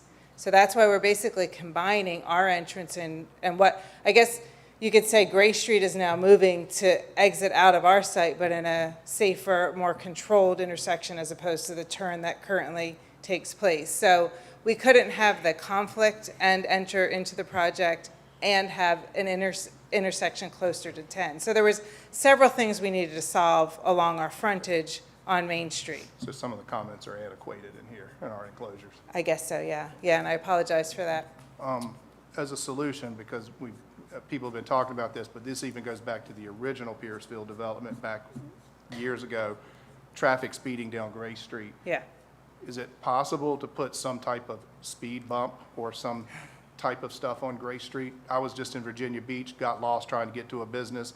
I was on a residential road. They had basically a 6-inch high speed bump, 8 foot long, that was no way you couldn't go over it more than 10 miles an hour. And they did that to slow traffic as a cut through, because I didn't know where I was, but it's definitely a cut through between one road in Virginia Beach to Virginia Beach Boulevard. So are there ways to, even though we may not cut down traffic flow, but is there a way to mitigate speed of traffic through these downtown areas on Cary and on Gray Street? Because this is going to be a huge impact of traffic there, but is there definitely a way to slow it down other than relying on our police officers? You can't put a speed bump on Gray Street. Gray Street is not a town-owned street. It's a state road. It's a state road. Oh, can we petition It's it? alternate Route 10. I mean, No, can we you petition can't- to you can't. VDOT? Under no circumstances is VDOT gonna let you put a speed bump on James Street. Gray Street. They don't permit those. Their speed bumps are not acceptable traffic, control measures on a major street like that. The speed limit could be lowered, yes? Yes, it can, but that's not our decision either. So what can we do to mitigate the traffic? Let me offer a couple of things, because one of the things that I was not aware of that we uncovered from our meeting with citizens is the amount of plant traffic that's actually going down Gray Street during shift change. Yes. And I immediately contacted the CEO of Smithfield Foods and asked him. They are submitting a letter and a request to their employees to use Berry Hill Road as the primary means to get at the parking lot. So that's one thing that's happening. Second thing that I personally think will happen is you're going to have a stop sign off where Grange and Grace intersect. And I believe that stop sign is naturally going to drive those people that are currently using it as their access to the plant, because it's going to slow them down automatically. I think it's going to drive them to Berry Hill Road anyway. That's just a personal opinion. Let's hope it has a better lifespan than the one Grace and Main does, that they have to replace so frequently. That one gets knocked down quite a bit. Are you suggesting a four-way stop at that intersection? I'll let Melissa answer. Sorry for the back and forth. Mr. Luter's correct, and VDOT agreed that because we're creating this intersection, which is a three-way stop potentially, or Grange Street at least will stop and turn, where currently today Gray Street, there is no stop. You can continue through without any stop sign at all, which makes this very attractive today. You turn in and just go. And we learned from some of the residents on the street, you get speeding traffic down Gray Street. So now we'll have a stop sign here. They'll have to stop before they turn, and obviously you'll have the market and foot activity in this location. So this won't be as appealing as it currently is today. But VDOT also agreed because of this intersection and because of the stop sign, people will be less likely to take Gray Street as a cut-through. But I want to point out that Route 10 and the distance actually to go to Berry Hill Road over to the plant is actually quicker and easier, but people are creatures of habit, and they currently come up Grace and cut through town. The plant, and I'm reiterating what Mr. Luter said, the plant is putting out a letter to request that the employees now take Berry Hill Road and be reminded that that is the route that they should be taking, and they should not be cutting through Gray Street, and we'll be persistent with that and continue to work with Smithfield. There'll also be additional signage to encourage, and this will be part of our application, that'll encourage folks to take Route 10, and our residents will be encouraged to take this entrance into our site. But again, I want to make sure the folks for the plant are supposed to be coming down 10 and taking Berry Hill Road, and that's what they'll be encouraged to do once again, and I don't think that encouragement has happened. But this improvement here, we believe, will detract people from wanting to cut down Gray Street, and that's VDOT has agreed with in our last set of comments that we received. I hope that's helpful. Yes, sir. Well, I'm going to guess that the reason people don't go that way is because of the uncontrolled intersection at Berry Hill Road and trying to make the left out of there with all the traffic coming through On and 10. going both ways on 10. They're going to wait for a long time to make a left turn during the time of traffic. But So- going to the plant from 10, this will be an easy right-hand turn to make. You're saying coming Going to, home. it's coming from, going home Yeah, afterwards. I hear what you say. Question for the applicant. Are one of you the architects for this project? Cox Cleaver is not here tonight, no. But again, I want to, the zoning is for the property and then the modification to the FLUM. The rezoning is for the property. The elevations, as Mr. Luter stated, would be reviewed at architectural review. We're hoping that they're consistent and we continue to move forward, but we want to be closer to making sure the zoning is in place before we invest in finalizing elevations to run with the plan, if that makes sense. So we want to be able to continue to work on those elevations, and if you say, yeah, go work on them, this is moving forward, then absolutely, we're going to do that. But we wanted to get a good feel from this evening that there's some positive feedback, I believe. Is that appropriate? So again, if you've got concerns or questions about the architectural design of anything we presented, then we'd like to hear it. Yes. All right, I'll address one of those. There's quite a lot of attachments to this application, and there are some real concerns. And one of the main ones is the traffic on Gray Street. Gray Street has been talking about that traffic prior to Pierceville being demolished. It's safe to say decades. People on Gray Street have been concerned about that traffic. They've been voicing their concern and opinions about that traffic, and they still have that problem. And I think this is going to have an impact on the traffic on Gray Street. But there are a number of questions I have about this. Again, it's a lot to unpack with these attachments. Even VDOT, even the school system, I read some of that. It's going to have an impact on the town. One of the things that interests me was the concept. You had a concept sketch up there from 2021, I believe, April 2021. And if I recall, and correct me if I'm wrong, the farmer's market was originally proposed to be on Main Street. Is that correct? Is that how I remember? You had a plan. You had a plan. There was a meeting back in December of 2021, with town officials, county officials. There was a plan. The original plan had a combination of a farmer's market and the town center. You had the town center at one end and the farmer's market at the other. And it was on Main Street. It was fronted on Main Street. One of the two buildings was, yes. Okay. It was close to, I mean, just, I guess it was closer to Main Street than this because it needed to be, because Okay. we had a second bigger building in the back.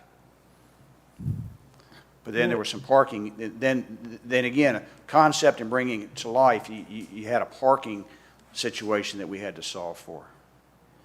And one of the things we really did not want to do is, and what we think we've done a nice job here, is not have a lot of parking in any one place. If you look at the plan, we've got parking spread out across the project. And that's by design because aesthetically it's a lot more attractive.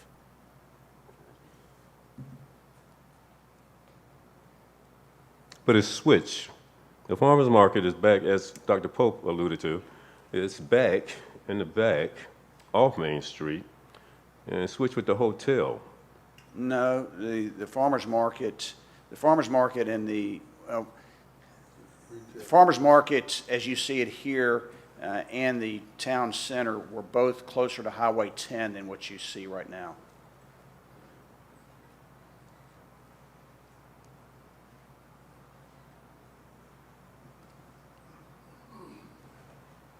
Okay, I'm lost. You lost me.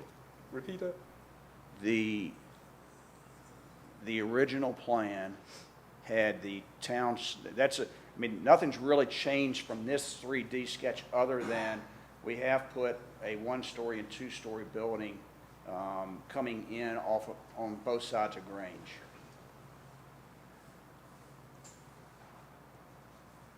In this concept, this is not the farmer's market right here? Sir. No. This is the farmer's market. That's the town center. Well, where's the farmer's market still up there in that red spot you're pointing to? Yes, sir. Okay.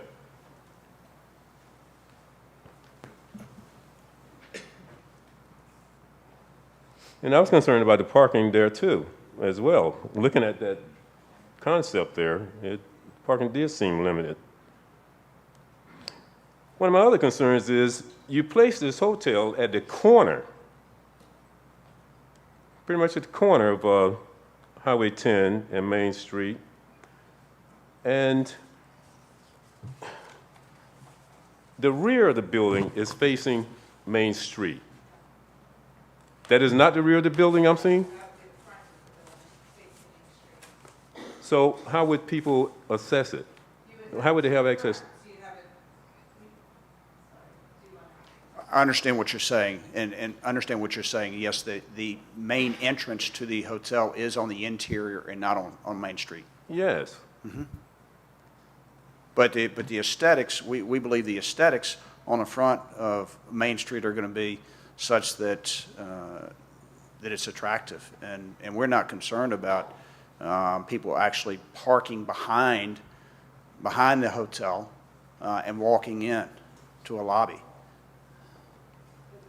You're going to want, Mr. Bryant, you're going to want your lobby entrance to be on the Grace Street side, if you will, for entry into the lobby for ease of customers coming in. I mean, that's fairly standard practice. And they'll have a facade, hopefully different from the one that's presented in the package. And So you will have a walk-in. That's what you're going to have, a walk-in facing Main Street. Correct. Okay. Yes, sir. Okay. Because we talk about walkability, being pedestrian friendly, and I just didn't see how, looking at that, it appeared that I'm looking at the rear face of Main Street. I didn't see how that was suitable and friendly to the town. I'm sorry. Tip, throw the rendering of the Spectator in Charleston back up. So that is the front entrance right there of that hotel. But there's no parking on the front. Which one is the front? You're talking about the one at the The bottom? building up top. Okay. Yeah. That's a walk-in door. It's a busy street right in front of that hotel. Okay. It's all valet, that's all valet parking there. Okay, pedestrian parking, I mean, walk-in would be on the Yeah. front, on Main Street. Okay. Now, I understand you're changing this because I couldn't see any, I don't know how that was, had any colonial or historical architectural finishes to it, this bottom concept. I couldn't see that. So I'm happy you're changing that. The other issue I have with this, Main Street is a primary. It is one of our prime commercial areas, not only historic, but one of the prime properties in the town. I never thought I'd see a BMP on Main Street. I don't understand that. That's a BMP that's going to be a beautiful pond. It's going to be heavily landscaped. It's going to have benches around it. You're not going to know it's a BMP. But looking at the pedestrian walk around, it doesn't seem to be completely around that BMP. The ones you have in the back, there are walk trails all the way around the BMP in the back by the residential area. But the one on Main Street doesn't look that inviting to pedestrians. It's going to have a walking trail around it with park Completely benches. around it? Yes, sir. Okay. And I believe that area has to have some filling done. There has to be some filling done in that area because it is low, even up to Grace Street.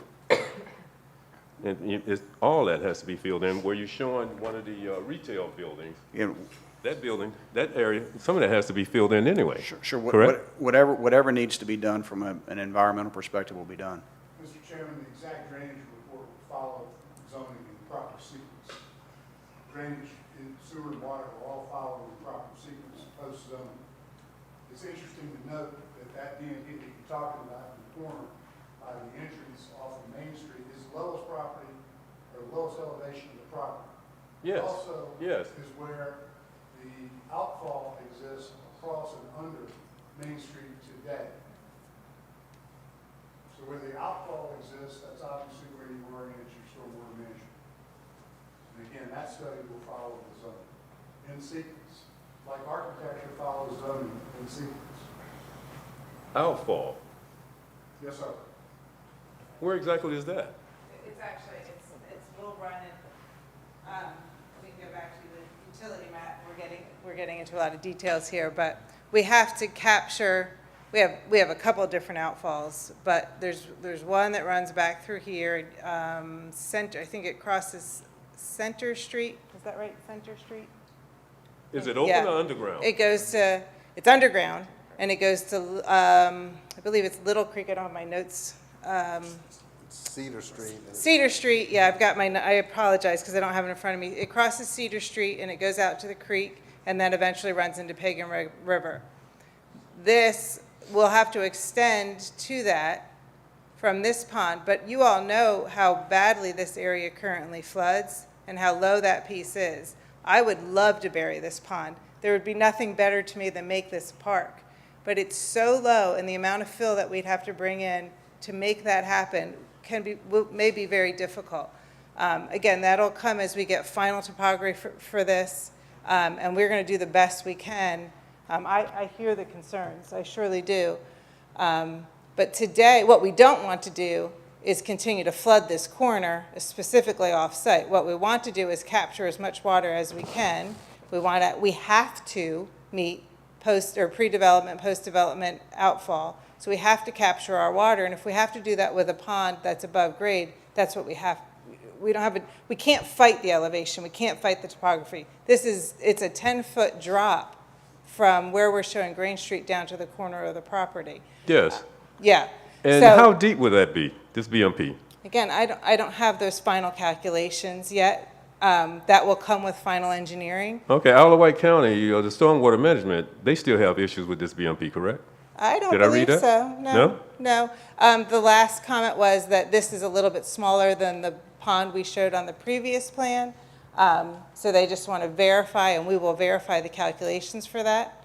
But no, there were no issues with the location, and I think it's understandable that, I agree with you, if we didn't have to put a pond out on Main Street, if we didn't have a current water problem, then that should move, but we have a current water problem we have to address. So as I was saying, we'll have to extend that stormwater to meet with the current stormwater lines. This may have to be, this pipe size at our cost may have to be increased. That'll go out to the creek, which eventually runs out to the Pagan River. But I want to reassure you that we have to, by Virginia standards, capture all of our water and release it at a slower rate than what it is released today. I think Mr. Lanier was concerned, I guess, is the slope of these walls going to be awfully? I mean, is this going to have No, a we- 5-foot drop off? Are we going to try to landscape this, keep it low slope so that there's not a huge drop off for people to get hung up in, fall into, Right. kids trying to go to the Christmas parade playing in the water? Right, mean, I all that absolutely agree, and we're going to have to meet those standards. Typically, they're 3-to-1 slope standards. We can't do anything greater than that. And because this will be a public location, if we have to put a fence around it, and again, if we can make it a dry pond, all the better. But we have to get into that a little bit further.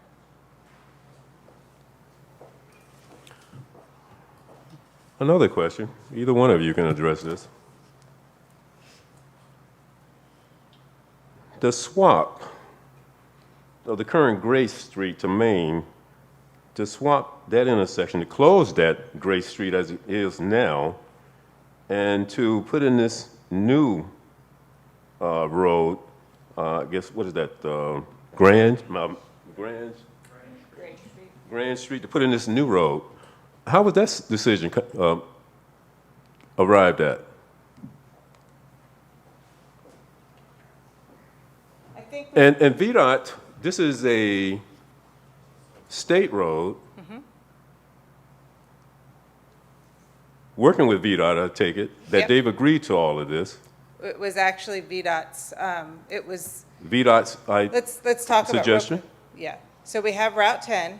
We have a certain distance we have to maintain from Route 10. This is that distance. If I remember correctly, it's 650 feet. We can't be any closer to Route 10 than that distance. Forgive me if 650 isn't right. It's what I remember to be correct. Because of that distance that we have to maintain, we now have a very short distance between Grace Street and what our proposed entrance is.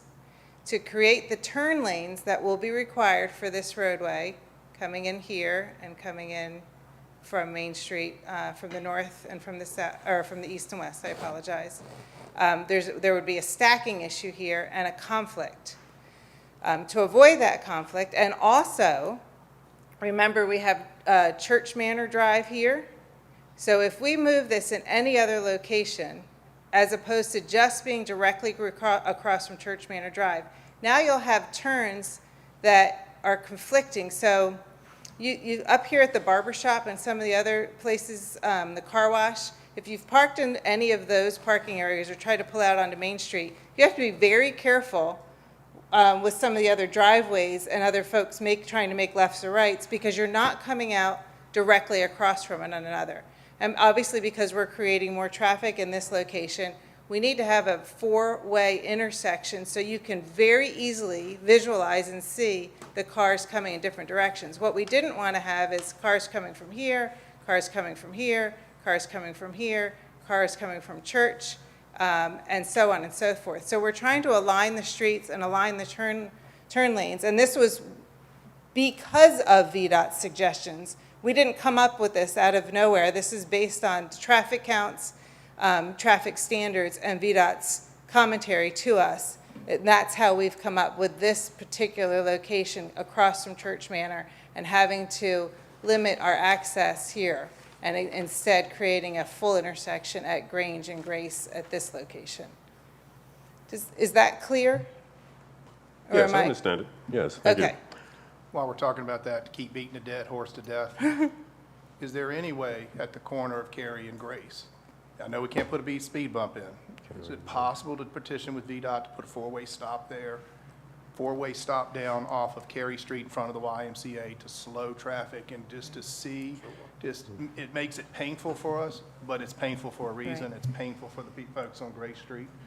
And that, I don't know, I'm trying to run this again through my head. How are we going to satisfy the residents that are down there with the number of traffic, and how can we stop people from speeding? Is four-way, is that a reasonable request to VDOT to ask for those types of things? Dr. Pope, I can ask as well in our, we have to get back to VDOT with the last set of comments, so I can make that request and ask if we can put a four-way stop at this location. What was pointed out to me as I was going through the last set of comments, as traffic comes down Cary today, and I gather there's, and I've heard this again and again, there's quite a bit of traffic that comes down Cary Street that comes from the north.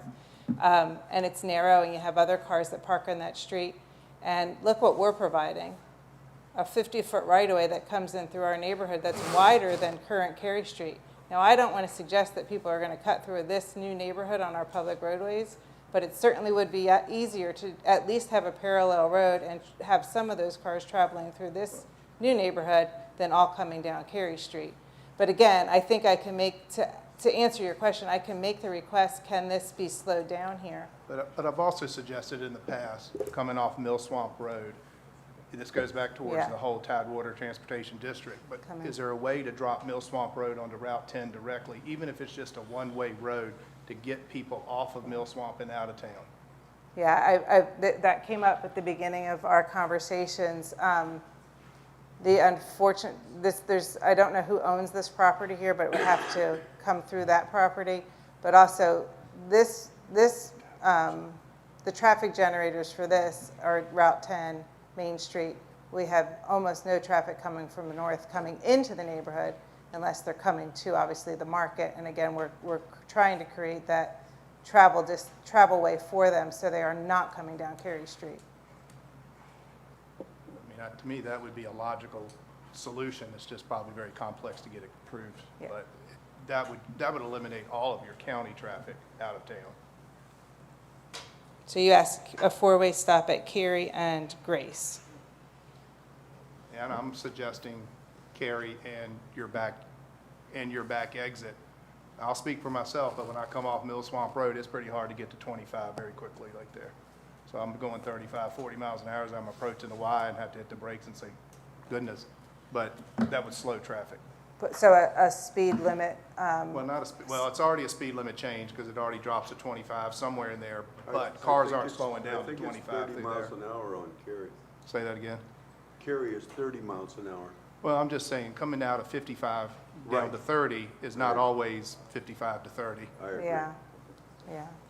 So if there's a four-way stop back there, that also makes it painful. But the other thing that people do is when they turn from Grace to Cary to get out of town, they're accelerating all the way through the intersection and all the way up and around. Yeah. They're not staying 25 past the Y. Right, okay. I've written that the four-way stop at Cary, and I think James, it's labeled a couple different ways, and then also the lower speed on Cary, if it can drop down to 25. I think it's 30, as you mentioned. And then the four-way stop at Cary. We can make the requests for sure. What other question? You mentioned the extension of James. How is that going to help this situation? I'm trying to understand that when they're running parallel with Cary. Well, I believe we have to have the entrance into the property, but we'd like to believe that traffic that is coming down Cary, if their target is to come over in this area, they will not continue down Cary, but instead they'll take the right into this new development and come down our 50-foot wide right-of-way into the project. Cary Street isn't even a 50-foot right-of-way, as you know. So that would help relieve some of the trips that are, one, currently on Cary Street. Are you pointing to James? Is Yes. that James Street? No. Well, it's Williams, I think, on the map, but it's a continuation of James is what you had noted. So that's what Town of Smithfield had noted. It's on the Google map, for instance, I think it says William. But that's what you were It calling aligns James. with the entrance to the YMCA.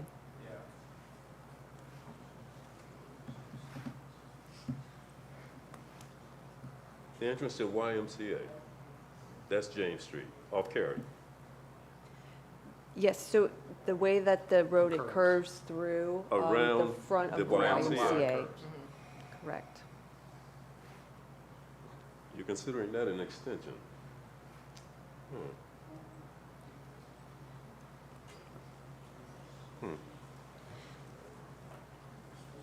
If I make one of those architectural questions, and it sounds like we're going to get some architectural upgrades, but one of the things that was confusing was our packages have two different elevations for four-story buildings, but only one noted four-story section buildings.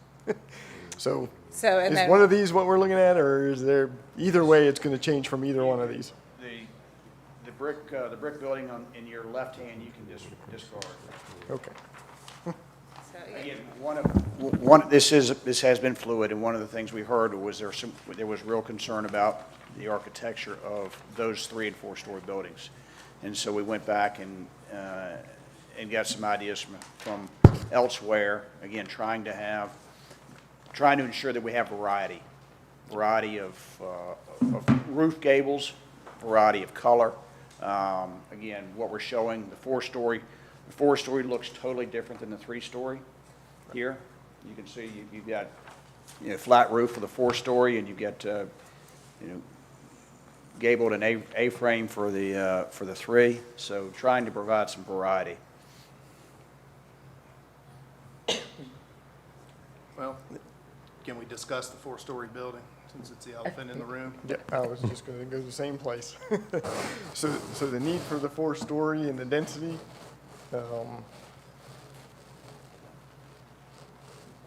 yeah, I was going to say it's beyond what's on the restrictions right now for the zoning and everything, and just what's really driving the need to go to the 4-story? So and the height? what is driving the 4-story is that the proposed 4-story buildings are going to have interior corridor hallways, and they're going to have elevators. And we think that both of those are important to the tenants that we think will rent these properties. And you can't do that with 3-story. It just doesn't justify. So it's a safety, interior corridor, it provides a safety component for the tenants, and the elevator obviously is a convenience. So are the apartments in there then single-story apartments on each level, or is it a multi-story, single vertical dwelling? Apartments on one level only. Apartments on one level, okay.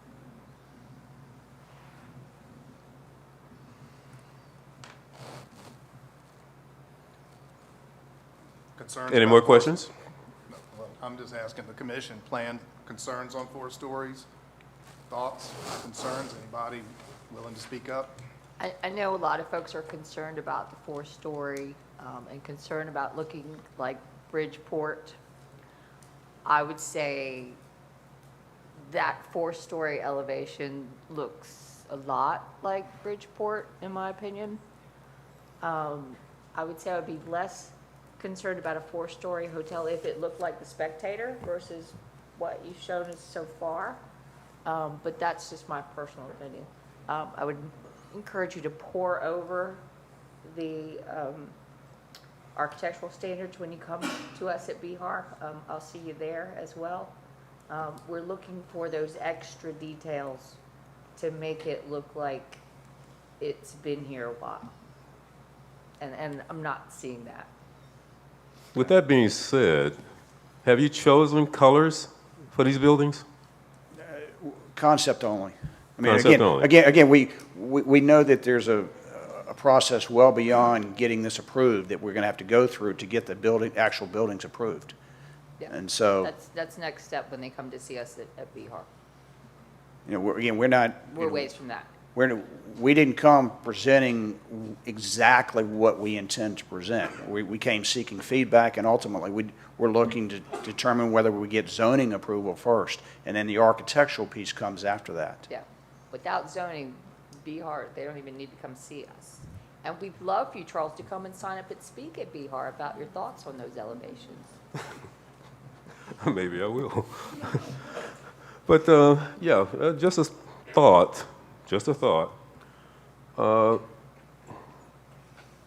Your architects, your site plan people, engineers, whoever, I would think driving around town and looking at some of these historic homes on Main Street and on South Church Street and get some ideas for color so this development would blend more into the historic character of Main Street.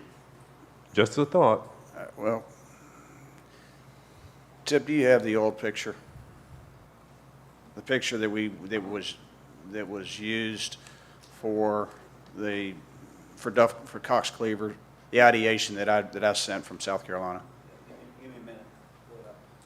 Just for clarification, the parts of the project that are located within the entrance corridor, the architectural elevations will come back to the Planning Commission for their review and approval as well.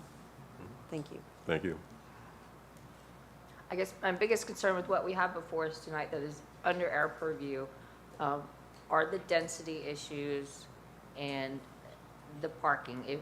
I hope that it is a resounding success. And if we have a busy day when there's retail and all those apartments and homes are filled and everybody's going to the farmer's market, we're going to need every one of those parking spaces and every one that are required of a development of this size. So I hope we can, that there's some wiggle room where we can make that happen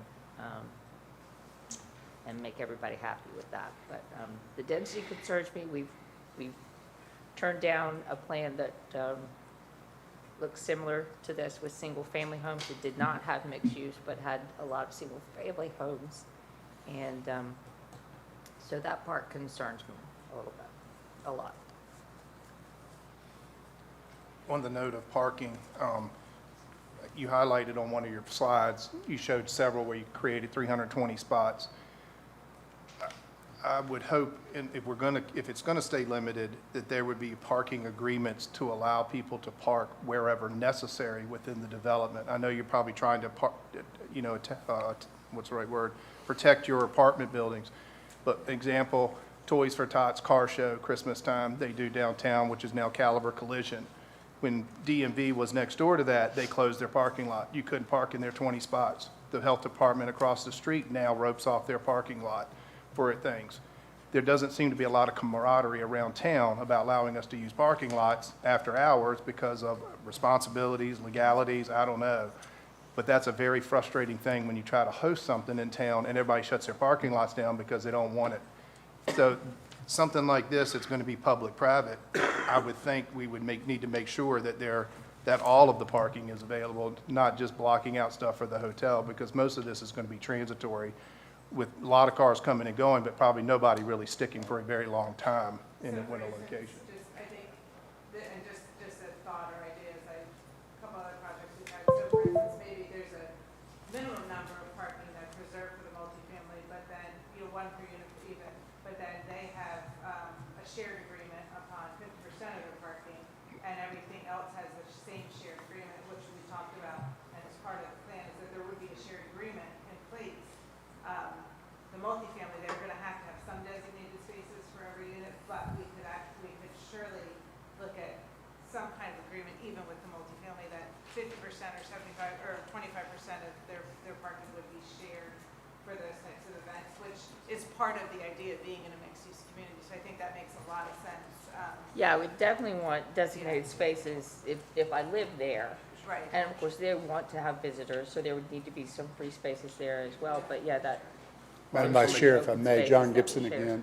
We're well used to operating shared parking environments. We operate Venture at Tech Center, Venture Apartments at Tech Center, which is a part of the retail shopping center. So we're adept with shared parking. Doctor, we aim to be good neighbors. We're not going to rope things off if we're the operator. Well, it's not so much y'all, but as this gets going, everybody protects their space. And We'll then be all of a watching. sudden, you're afraid to park your car there for 20 minutes because you don't know if you're going to get towed away. That's not how we run the railroad. You've got a decent amount of parking associated with the Christian outreach area, which you're not going to have the needs on Saturday. I mean, I think there's close to 40 spaces there. So, I mean, it's, we'll address the parking. And we think that this is a good parking plan, but we're certainly open for further discussion, and if it needs to be revised, then let's talk about it. And you're working with the COP, Christian Outreach? Yes, sir. You're working with them in the parking? Uh-huh. Okay. Well, again, what we're doing is we're actually, the parking that we're proposing here is actually parking that will be ultimately owned by the town. But it'll be on what is town property adjacent to the Christian Outreach. Okay, and I got one last comment. I stood out there on Main Street, I think it was Thursday night, and I just watched it from sundown to dark, making this pedestrian friendly, and particularly a connection to historic Main Street, the sidewalk and all of that. Beginning, I think it's where Cedar, maybe a little further up, where Cedar connects to Main Street. The sidewalk across, I think it's an old apartment building or something there. But anyway, it gets pretty dark there. And I'm trying to visualize with this BMP, the distance between one building, the spacing you have on Main Street, parking, past the schoolhouse, and then to the hotel. How pedestrian friendly is that going to be at night? Well, you'll have street lights there just like you have on Main Street. Further up? Yes, Further up Main Street? Are you going to address that? Because there are dark spots, Are you talking about the along property that sidewalk. Are you talking about the property that we will not have Yes. responsibility? Yes. That can be discussed. I mean, you're talking about, I know you're talking about Cedar. Yes, on the opposite side, where Cedar connects with Main Street, on the opposite side, that sidewalk, it gets dark. There's hardly any lighting there. Again, I think that if this project is approved, that a natural discussion is to ensure that we've got a beautiful walkway. I'm sorry, just correction. It's not, I don't know if it's Cedar Street, but Cedar Street comes down and then it makes the left, the right turn. Chairman, Cedar parallel Underwood. Underwood? Underwood is where my office is. Okay. Yes, that's the one. That's the one I'm talking about. I don't know the correct name of it, but I know. The lights on Main Street are the town's issue, not the. I know, the but development. That's, if there's not enough lights on Main Street, that's not his problem, that's our problem. I'm trying to, I understand, but that's, you have to, I understand. Everything is not his fault. I know.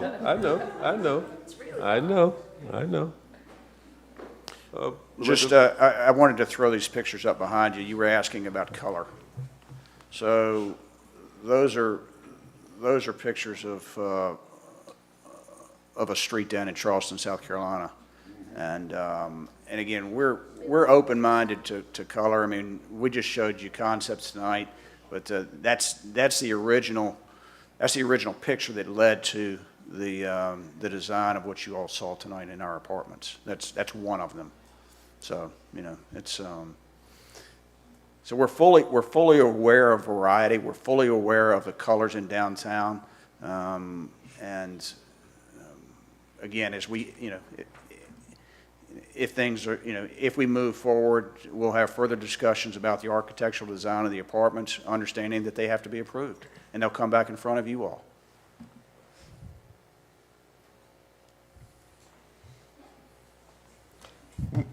I have no more. Anyone else? Schools. Schools, that was one of the attachments. Do you have comments about that? Well, it goes back to my comment that I made back at Mallory Point. There's so much development going on within the county. When we look at our graphs they provided us, that they have 657 Hardy Elementary, et cetera. That's their current capacity. Do we know where we are capacity-wise for all development in Alawite County right now and how that impacts the school? Because when they get a development like this, when I read the statement, it feels like they say we can accommodate this, but I'm not sure we're accommodating every development that's being done in the county. And how do we know that everything that's going on in Carrollton and along the way and with Mallory Point and everything else that's been approved, how do we know the total or the estimated total number of students that's being proposed totally throughout the county? Because they seem to give us, here are our numbers today, here's what your development may do, you're fine, but we're not looking 10, 15 years down the road. And I don't think I've ever seen those numbers or seen a group of numbers that tell us where is our capacity based on everything that's been approved in Allouez County.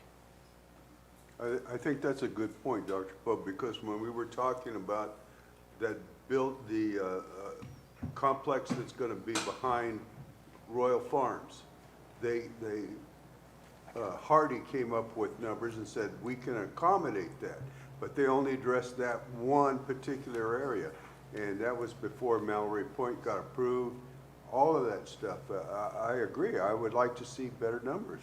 I mean, I think the county, or I don't know if the county does it or if it's part of the, not school board, but the administrative offices should be able to generate every development that's been done with Allouez County to say, here's how many developments there are, 1, 2 through 20, how many students are coming out, and what's our current capacity across all school levels.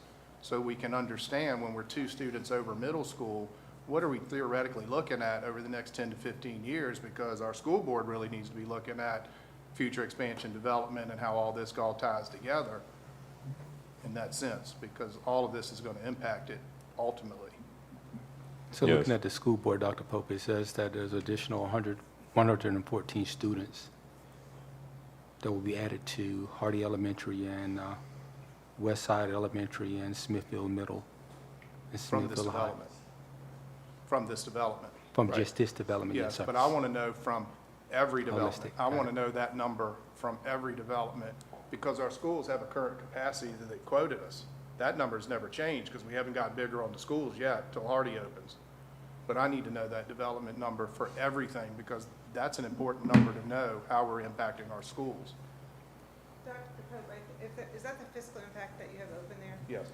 I believe there's 2 charts, and one does show all the projected development, including Mallory Scott Farm, because I think it specifically says Mallory Scott Farm. If I It does say remember. and future development. Yeah, that's all the future development, and I believe the project behind Royal Farms, if I remember correctly, and I could be wrong, was an active adult project, so that may not have school-generated numbers, if I remember correctly. But I believe that what you're pointing to there does show the projected development for several projects that have been recently approved.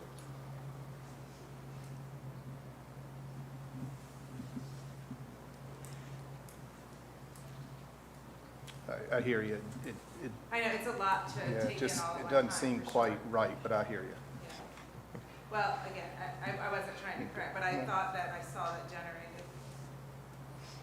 Town staff can reach out to Allouez County Public Schools and verify that they are accounting for development that they are experiencing outside of town limits that would then generate student population within the school system.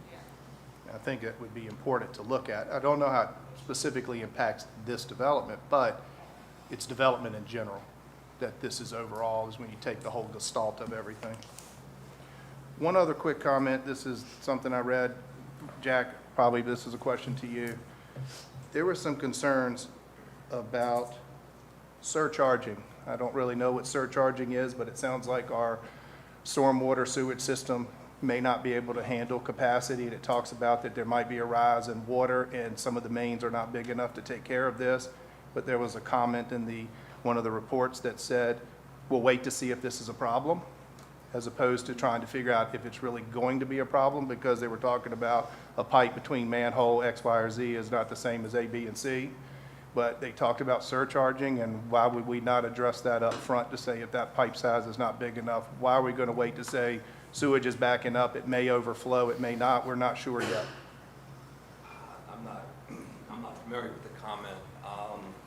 All that we've done on the utility side is more or less looked at capacity, water and wastewater capacity, and our preliminary reports is we have the capacity to provide the neighborhood with water and take their sewer. Now, I can look into your specific Yeah, comment. I don't know which booklet it is out of the 4 or 5 I have, but Sure. they were just talking about how sewage and how the manholes would accept gravity, force mains, things of that nature, but talked about between a manhole here and a manhole here, I'm that it remembering may now, not. actually. It's on the southern end of, it's going to the pump station at Great Springs Road, and it's just, we don't have enough data yet to know if that'll be the case. And if it is the case, then we would be asking the developer to upsize that sewer main. Okay. But it just kind of, the way it was worded in here, at least the way I interpreted it was, we're going to take a wait-and-see approach.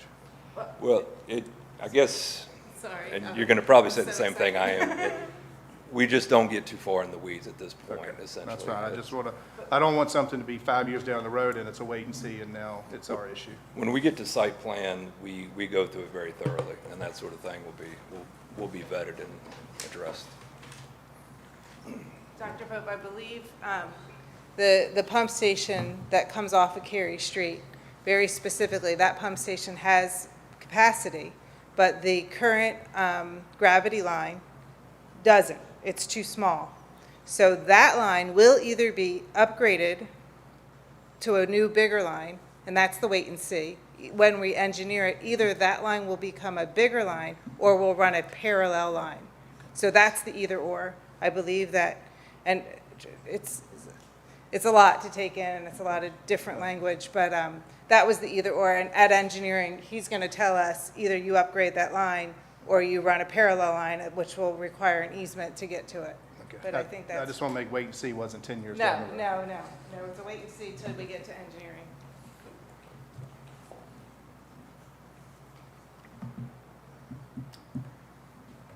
Any further comments, questions? The height No? on the 3-story carriage houses, the other taller buildings are all mentioned, 35, less than 35, 42, 44, and whatever, but the 3-story carriage house, is there anything on that and how tall those are? Don't have the elevations yet. We don't have anything to show you today, but the proposed elevations are 39 feet. 39 feet, so those are above as well. You know what it does to the I know you don't like going to the 3-story, but I know you have a lot of the others that are 3-story. What does it do to the density calculations if you drop the 4 stories to a 3-story? Well, what it will do is it would drive us to put another building somewhere in this development, which is going to reduce green space. The other thing, if we go from 4-story to 3-story, you eliminate elevators and interior corridors. And that's, I noticed, I moved here 20 years ago, and the first thing I noticed, and I continued because it was kind of important to me, because I wanted to move into an apartment when I first moved down here, and there was none to have. What I also didn't like, and I felt very uncomfortable with, was the exterior corridors, so the concrete steps where you're exposed to the elements. At one point in time where I previously lived, I did live in an apartment, and you swiped a card and walked into a building. So you immediately felt safe and secure.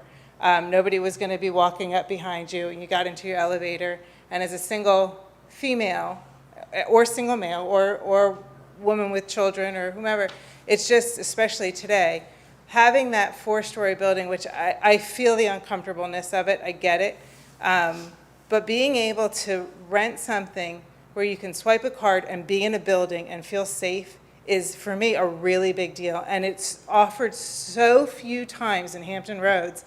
The fact that we could have 2 of those buildings in Smithfield, and I know I'm speaking from the developer side, but again, as a new resident here 20 years ago and constantly looking at product, it's a really big deal to be able to have a building that is, I'm sorry that it has to come with the extra story, but the safety and security that that building offers is tremendous as far as I'm concerned. So I just wanted to add that because that, like I said, it's very few projects that I've seen and worked on in Hampton Roads that can offer that, and the fact that that can be offered here is, it's excellent. So what you're saying is, it's not feasible to put an elevator on a 3-story building? I'm not saying it's not feasible to put it in a 3-story building. It's feasible. It's expensive. It's very expensive. But what isn't feasible typically is the interior corridors. So you walk into a building and have, like a hotel, you have carpeted or nice tiled interior corridors. Typically, in multifamily buildings in Hampton Roads, you walk up concrete steps that are exposed to all the elements. But interior corridor means you walk in, the doors close behind you, and you're inside the building to go up either the steps or the elevator. And those interior corridors, to me, and this is a personal preference, gives you a sense of safety and security. We've done interior corridors elsewhere, not in a town of this size, but again, as Melissa said, and again, it's part of our long-term thinking. I mean, this is, it's a better apartment building than being built in Hampton Roads for the most part. Certainly anything in this immediate area. Again, but it's back to our commitment to quality. Can make a comment on that. I really would like some feedback from the community on the 4-story buildings, because on this plan, the way it exists, they are in an ideal location for me. They're not ideal buildings, I get it, because we don't want anything that tall, but on this, they are hidden, they are next to the Route 10. I don't think it's gonna make a big deal, so I definitely want feedback on that. You had offered that I could make a comment on how your buildings are arranged on your property. Can I make a suggestion? I don't like the retail buildings up front. For me, I would like to see you move the carriage houses, where A, B, and C, and D are up there on your site plan. You have duplexes, 15, 16, 17, 18. Remove those, move your carriage houses back there, put your retail back there, and keep the opening of the front farmer's market open. Create parking up front where people are going to need to use it, be able to park down there and even walk up and down Main Street. But if you're going to keep a retail space, I'd like to see you put it on the other side of Village Green, move your carriage houses back and open the front. I think that would be more attractive than looking at the buildings inside of these retail buildings. And plus the Grange Street, if you're going to eliminate Gray Street, that's going to be a high traffic area. And you're going to have people trying to cross the street and run back and forth to retail and things of that nature. And it's going to create a car pedestrian nightmare on that T intersection as you enter the development. So to me, I think it'd be more realistic to move the retail out of there, because again, I think your farmer's market building is pretty nice, and it'd be nice to be able to see that building from Main Street as you ride by. Are you concerned about both the 1-story and the 2-story blocking the view, or just the 2-story? Well, I think both of them are going to ultimately block it. I think they're all going to sort of be on similar plane. There might be a 5 or 6 foot height difference in there, but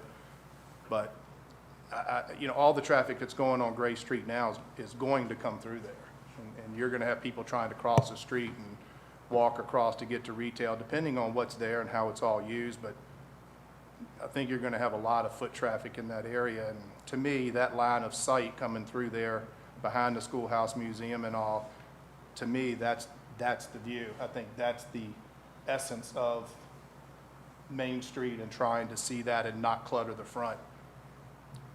I don't know, it seemed like you get rid of 2 duplex buildings. I know your short-term rentals are probably targeted audience that you're looking for, but that retail could go back there with parking in front of that, where you would park in the front of the retail, similar to where it matches the Village Green. That, to me, that just seems to make more sense. Whether you keep 2 buildings, 3 buildings, I hate to see a strip mall, but whether you do something of that nature, I don't know. But it seems like to me that would be a more useful place to open up the front and put parking in front, and then that way you'd have more room to the B and P.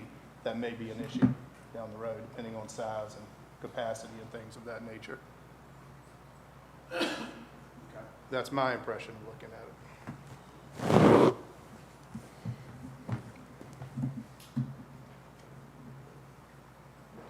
No further comments, questions? And this was a discussion item, and there's no action required on our part. We don't have to recommend anything to town council. Is that correct? That's correct. There will be a public hearing next month. Okay. No further comments. That item is closed. Next on our agenda tonight is item number 8. That's the Entry Corridor Overlay District Guidelines Update. Could we have a report, please, Director Clary? Yes, thank you, sir. This item was on the agenda just as a discussion item. Town staff would be happy to place it on the agenda, tabling it for next month. But again, Next month is going to be worse.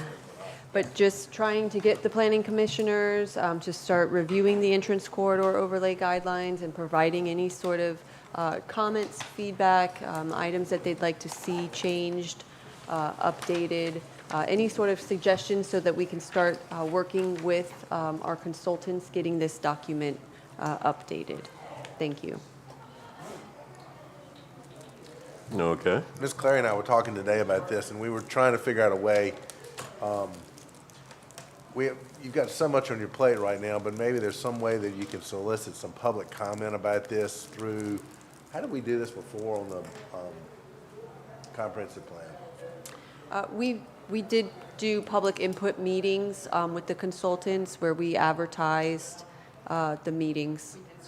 Yeah, maybe they could do that in order to. We had at a least- survey that was open as well there was an online survey that was open for a while. An online survey, and then maybe get the consultants to set up something so that they could at least have there be an opportunity to do that.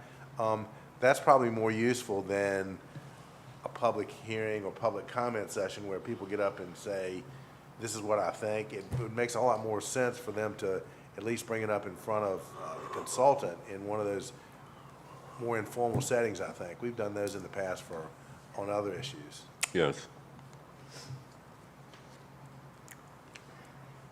So, it is a suggestion that we move item number 8, this discussion item of the entrance card overlay, to some other time.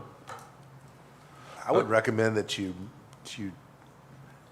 table it past your public comment, your public hearing meetings for this project, because it's going to be the longest you've ever been to.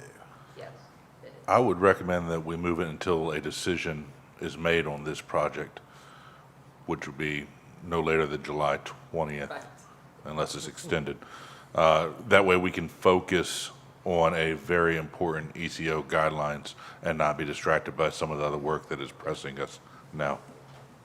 Do you want staff to move forward with surveying and public input meetings?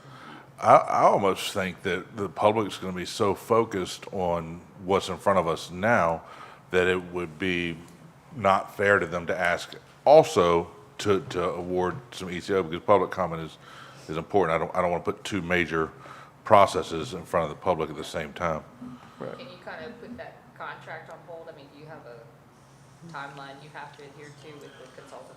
We'll reach out to the consultant and see what we can do. They're also doing our historic districts, so we can see if we can try to move that aspect forward. Well, I would say, as you're doing these reviews on this project, it's going to get an ECO review, and you're going to get public comment on the ECO as we're reviewing it during this project. So I think we're going to hear a lot of people's opinions, and we're going to know what's important to us as we go through this project. Yeah. Well, this will also fall under, the Grange falls under the historic, ECO is really an extension of the historic district, and the Grange falls under the historic district, so. Part of it. Part of it, yes, correct. There's a line in the back, I believe. Yeah. Okay. Do we need a motion for that?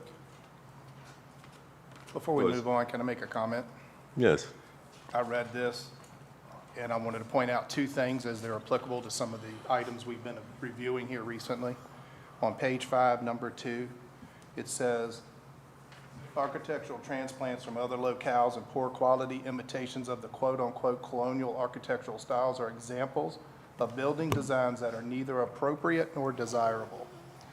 I feel like with the DMV, we were awfully timid with the building style of that and taking a modern building, but to me, that was an imitation of a colonial style, and it was a compromise to allow dormers on this building that was not super appropriate, but function of the building was very appropriate for the citizens, but we shouldn't compromise on our standards, and it's right there in the ECO. The second comment is on site guidelines, number 9. I didn't put the thing down, but it says, gravel and other items should be limited in the town. They basically say in here that everything should be paved in there, in the ECO guideline. And so I know there are examples around town, but these are applicable things that are before us now. And our ECO guidelines going back, I think this was what, 2000, 1999, still wanted paved everything. So I just wanted to point that out, that that's in those guidelines as we read them. Doesn't mean it's right. Just means it's there. Well, And we're gonna have to resolve what we do with the county on stormwater management for everything that we pave. Because they're gonna fight you on every inch of coverage that you do. Number 9 actually says the use of gravel or other similar material for parking areas is not allowed in the ECO districts. It's not even a recommendation. Yeah. It's not I didn't allowed. write the exact quote down. Yeah, no, I was looking for it so I could read what you were saying. I mean, it was more specific than what you said, Dr. Pope. Number 8 is paved parking areas with concrete, asphalt, or other similar material. But I think there are new, again, goes back to like BHAR stuff with new technologies. There are permeable pavers and lots of other things that are applicable that look nice. They're doing it in Williamsburg and all kinds of applications, and What- there are other things to be considered. Number 8 says or other similar material, so that could be an I'm not example. opposed to similar material. Yeah. They did that at True Value in the parking spots. They put the permeable pavers in there.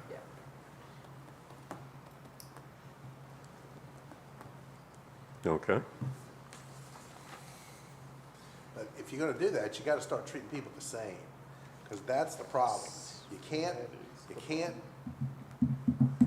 Wave one, You not can't the other. wave one and then stand there and the next guy comes in, he's in the exact same situation, you say, well, we're gonna treat you differently we treated the last guy. That's, you gotta get a, and I don't mean it in an ugly way, but you gotta get a backbone about this, or you just gotta be, you have to be, I'm big about feeding people out of the same spoon, because when you don't, you look like you're handing out favoritism to one and the back of the hand to the other, and that's not the way you're supposed to be. So that's my warning on that whole subject. We talk about it every time, but we haven't stuck to it. You've got to treat people fairly and even-handedly. Because nothing makes them matter. But that'll be easier to apply to new construction. Well, it is. Yes. That's, new construction is not even an issue. Right. It's dealing, you have to develop either, you can, apply these standards unwaveringly to new construction, but when you're dealing with people who are taking existing buildings and trying to do something with them, it's a different story. Yes. But it doesn't, the guidelines don't address that. If you want to develop a policy that distinguishes one from the other, that's okay too.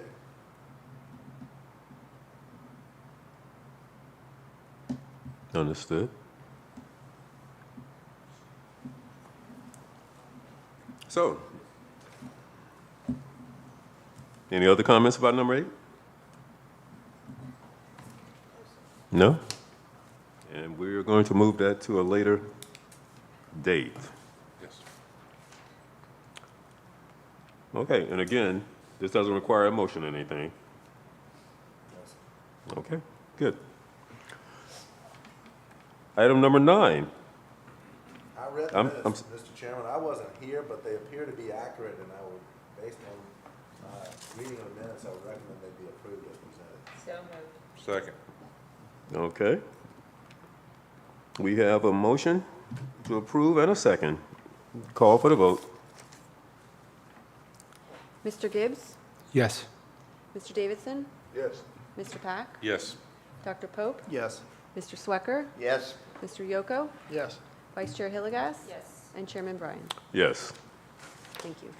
Item number 9, minutes, March 14, 2023, approved. I was at that meeting, and I recommend the minutes be approved as presented.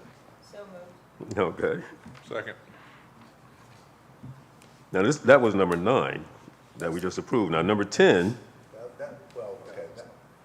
Those are the ones, I was at the meeting on March 29th, a special meeting. yes, And I recommend those minutes be approved. okay. And that was my motion. Okay, we have a motion and a second to approve the minutes from the special meeting on March 29th, 2023. Call for the vote. Mr. Yoko? Yes. Mr. Swecker? Yes. Dr. Pope? Yes. Mr. Pack? Yes. Mr. Gibbs? Yes. Mr. Davidson? Yes. Vice Chair Hillegas? Yes. And Chairman Bryan. Yes. Thank you. Minutes from March 29th, they have been approved. No further business. This meeting is adjourned.